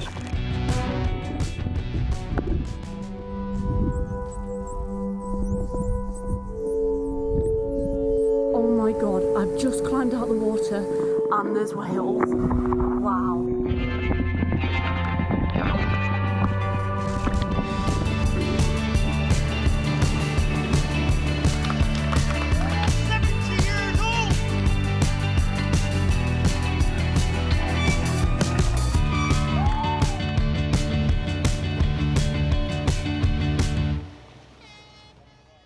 Here they are, holding their world records. That was quickly getting off the water. Well done for that. Fantastic, congratulations. What's it feel like to be a record breaker, Jasmine, first of all? Strange. Yeah. It's amazing though. Yeah, pretty cool. It's just incredible to think you hadn't rowed properly a year ago, and there you go across the Atlantic on your own in 70 days and 3 hours, or whatever it was, and then you get to Antigua and you get a Zoom call from the Duchess of Cambridge. We've got some pictures of that. Just talk us through what she said and how you were feeling. Well, it was for International Women's Day, which I think was just a huge honour. It's like the most random phone call you could get is saying that the Duchess of Cambridge wants to speak to you. And you're like, wow, just when you thought it couldn't get any better. Like, And what was she saying? She's talking about the inspirational part of it and how we can get more women to do things like I'd just done. At the age of 21 as well. Frank, I mean, you're quite used to challenges, but you've also proved that age is no barrier, doing this at the age of 70, becoming the oldest man to complete this challenge. Oh, yeah. I mean, just to tell us what it's like being at sea for 5 weeks, not seeing a single soul. For 5 weeks, I didn't even see an aeroplane. The nearest people to me were in the International Space Station. But what was really good was all the people who donated towards Alzheimer's Research UK through my Just Giving page, Frank Rothwell, and that's still open. That's the main thing. That was the motivation all along.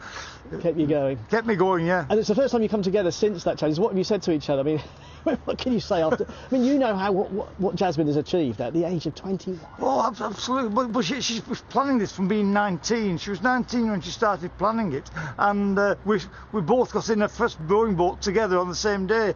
We've trained in my boat, didn't we, in Hartlepool? Yeah. I mean, it's incredible. Jasmine, you capsized twice, didn't you? You must just talk us through how scared you got at times. That scariness was really sudden, and luckily didn't last particularly long, but it was quite scary. It was the build-up. I could hear the wave coming. I was like, nah, that's it, we're going over. It was quite scary, and especially because it hurt. But you kept going. Oh, yeah. You can't not keep going, especially the last one. It was like 2 days to the finish. I just needed to get there. And how has it changed your life? I mean, you've both been made freedom of your various towns, so I guess you can drive sheep through your towns now or something like that. But how's it, changed your life? It's given me so many opportunities. There's so much happening now, and I can't really keep up with it all. Yeah. There's a lot going on, so I've now teamed up with Twisted, do Land Rover Defenders, and we're going to do loads of different adventures coming up in the next year. And Frank, what's next for you then? I guess you're not stopping at the age. You're nearly 71. No, I'm going to do it again. I'm going to set off again on the 1st of February 2023, and I'm looking have a match race with somebody, hopefully a lady, and hopefully a lady to race across from La Gomora or Tenerife to Antigua on February the 1st, 2023 to raise more funds for Alzheimer's Research UK. What would you say to people then that may be getting on in life that maybe haven't done a challenge about how you can do this sort of thing mentally and physically? Well, I think first thing you've got to do is people have bucket lists. Change your bucket list from a bucket list to a challenge list. And the challenges don't have to be fantastic or big. It can be walking around the block. Oh, can I walk around the block every day? Get yourself a challenge, get yourself out there, get doing something, anything. Well, thanks for coming along today. And what was it like back on the water, all right? That was more scary across the Atlantic, was it? I can't row. Well, I can't row unless it's Argo. They're so unstable, it's so scary, Yeah. that. Well, enjoy the world records and happy birthday. It's your birthday this week, isn't it, Jasmine? Last week you turned 22. So we'll sing happy birthday, but we'll spare you our singing. You've heard Frank sing before, haven't you? Oh, yeah.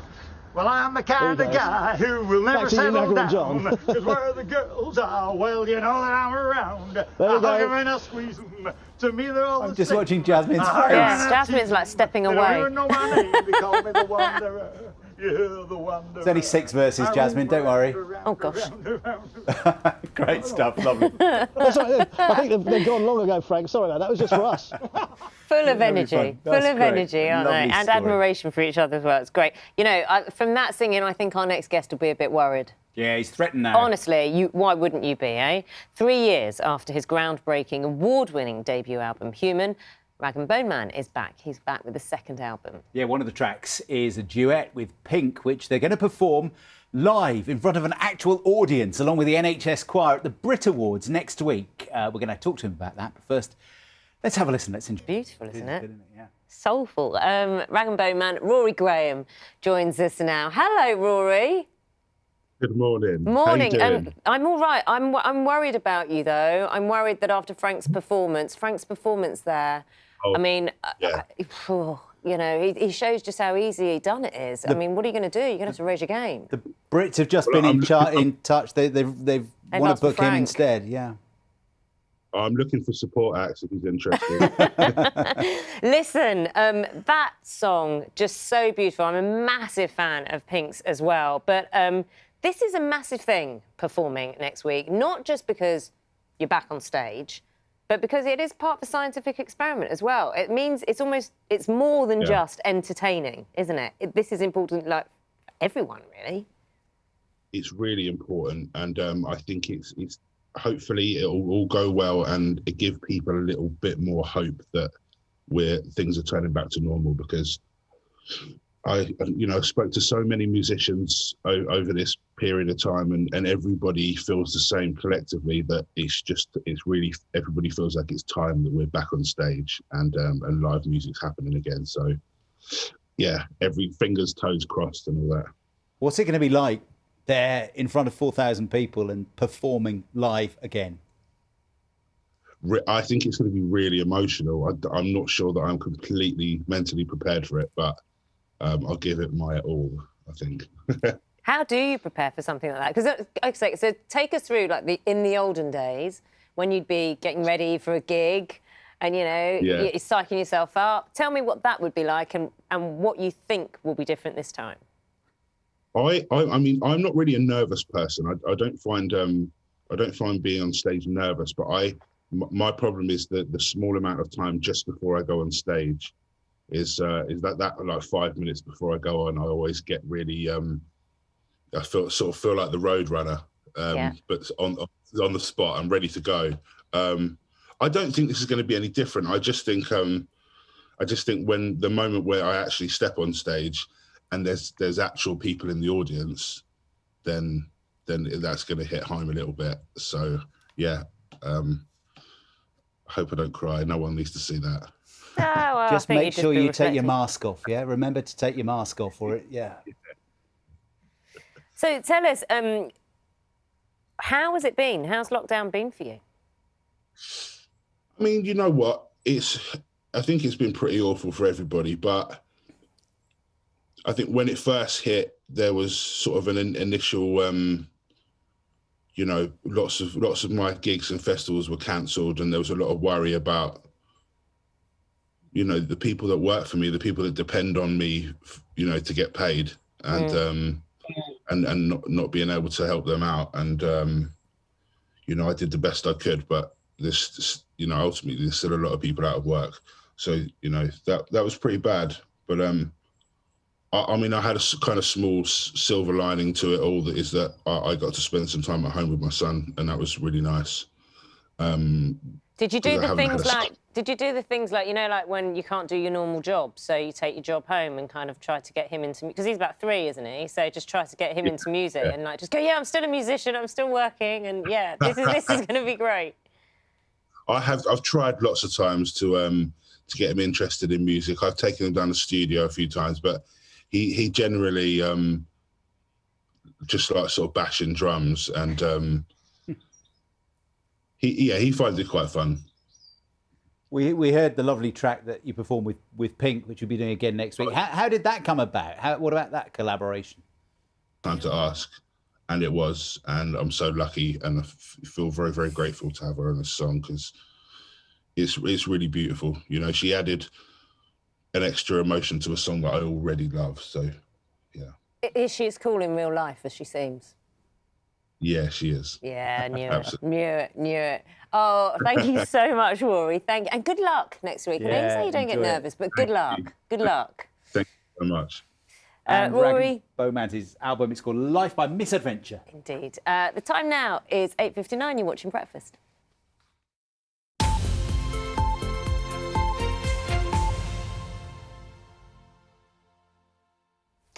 Let's bring you up to date with the latest news headlines. Now, Hartlepool has a Conservative MP for the first time since the constituency was created almost 50 years ago. Yeah, Jill Mortimer beat her closest rival, the Labour Party candidate Paul Williams, and she beat him by some votes, 7,000 votes in that by-election. Now, in her acceptance speech, she promised to work tirelessly for Hartlepool. We can listen to what she had to say. I'm incredibly proud of the campaign my team and I have run in Hartlepool.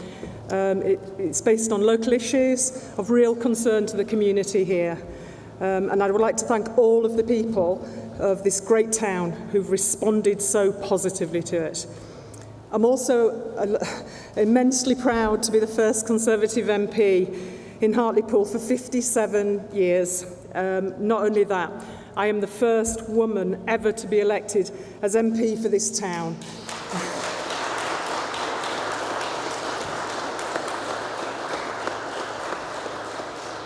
It's a truly historic result and a momentous day. Labour have taken people in Hartlepool for granted for too long. I heard this time and time again on the doorstep. People have had enough. And now, through this result, the people have spoken and they've made it clear it's time for change. People voted for that positive change, for jobs and investment, and it's exactly what I'm going to deliver. That's Jill Mortimer, newly elected Conservative MP for Hartlepool. Let's go live to the town now. Our political correspondent, Chris Mason, has been taking all this in for us. And Chris, I mean, we're going to get thousands of results all over Britain over the next couple of days. Why does this one matter so much?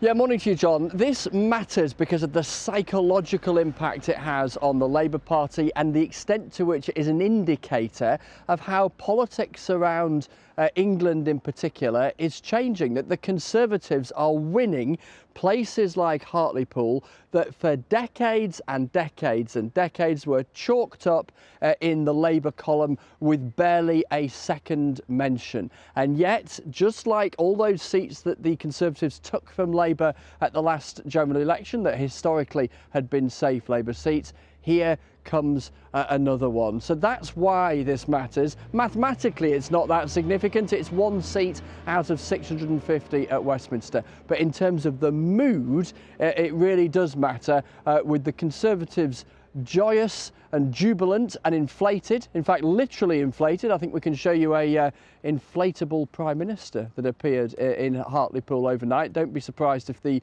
real thing turns up here a little later today. And meanwhile for Labour, a real sense of the recriminations beginning, an acknowledgement from the party leadership that they need to redouble their efforts to re-secure seats like this in the future. But the reality is things look very, very bleak. There'd been a hope that Labour within the party had hit rock bottom under Jeremy Corbyn at the last general election, this result suggests they may still have further to fall. OK, Chris Mason, for now, thank you very much indeed. Counting for the Scottish Parliament and Welsh Senedd elections have just begun in the last few minutes. Our Scotland correspondent Lorna Gordon is in Edinburgh. Lorna, good to see you. Now, look, this is going to be a massive focus tomorrow when we get the full results through. Independence, such a big issue, isn't it?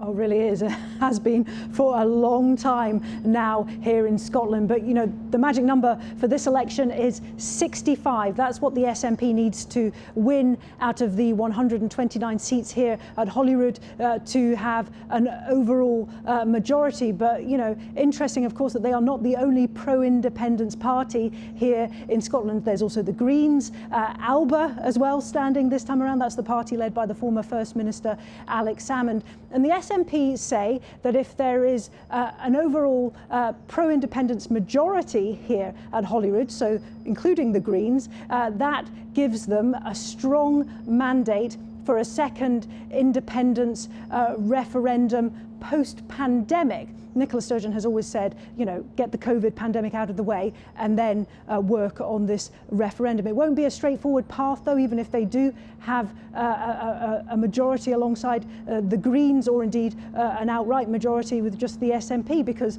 of course, Boris Johnson says he's not minded to grant a Section 30 order giving Scotland, giving the SNP that second referendum. So there might be battles in the courts ahead. That, though, is all for the future. There is the count still to come. It's spread over 2 days. It will be a marathon, not a sprint, but we might get a sense of how some of the key target constituencies are falling, whether the SNP are managing to gain seats by around tea time. I think we'll get a sense by then. Lorna, we'll get much more from you over the weekend, obviously. Thanks very much, Lorna Gordon, there for us.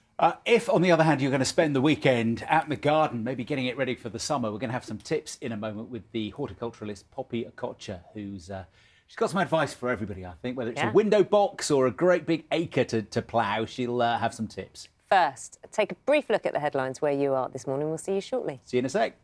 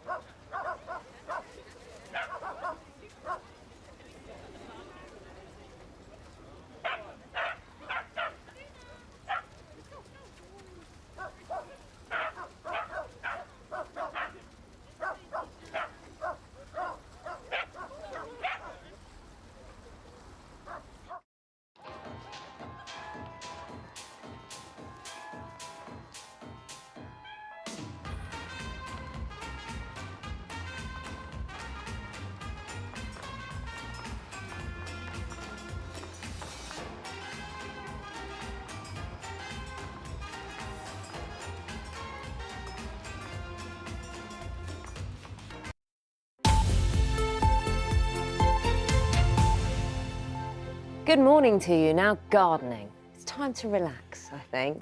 We Think need to about a this morning. hobby that kind of takes you away from it all. Yeah. For a lot of people, this is gardening.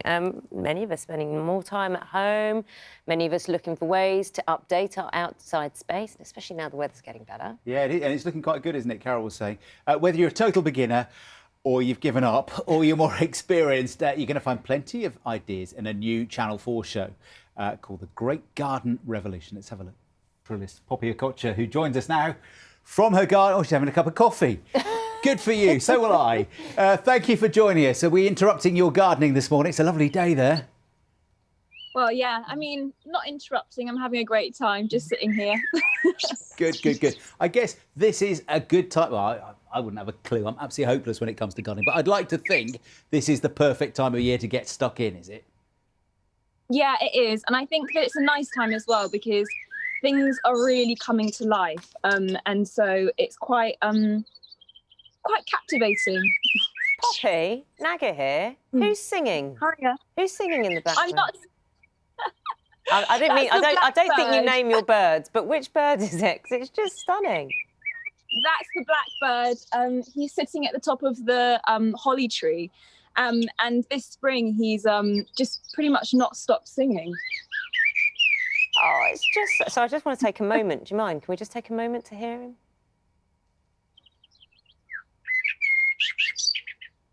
Oh, it's wonderful. And Poppy, that is the joy, isn't it? I mean, like John and I were just saying, we're not gardeners, but I think actually, if you think of it in terms of cooking, I say people who say they can't cook just don't want to. And I think it's the same as gardening. Anyone can garden because it's following instructions, basically. But Poppy, that's the joy of it, isn't it? What it brings, it's more than just seeing the flowers grow. It's hearing that environment. It's creating your own environment, which has become so important to us now. Totally. And, you know, the world that we live in, I think that more and more it's becoming kind of more of our responsibility to all be trying to create habitat spaces for wildlife, which we all know are in decline. And so, yeah, gardening is far more than just looking at the flowers and being like, oh, this is nice, although it is that.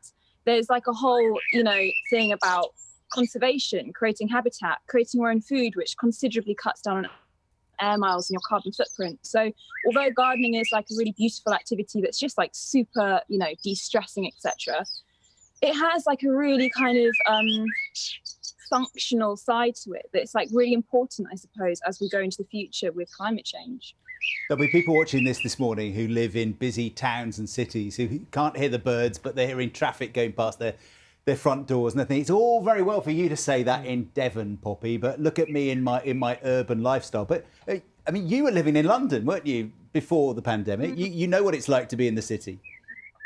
Yeah, so I was living in London. I was living on a canal boat, and the way that I was gardening was predominantly with community gardens and just on the roof of my boat.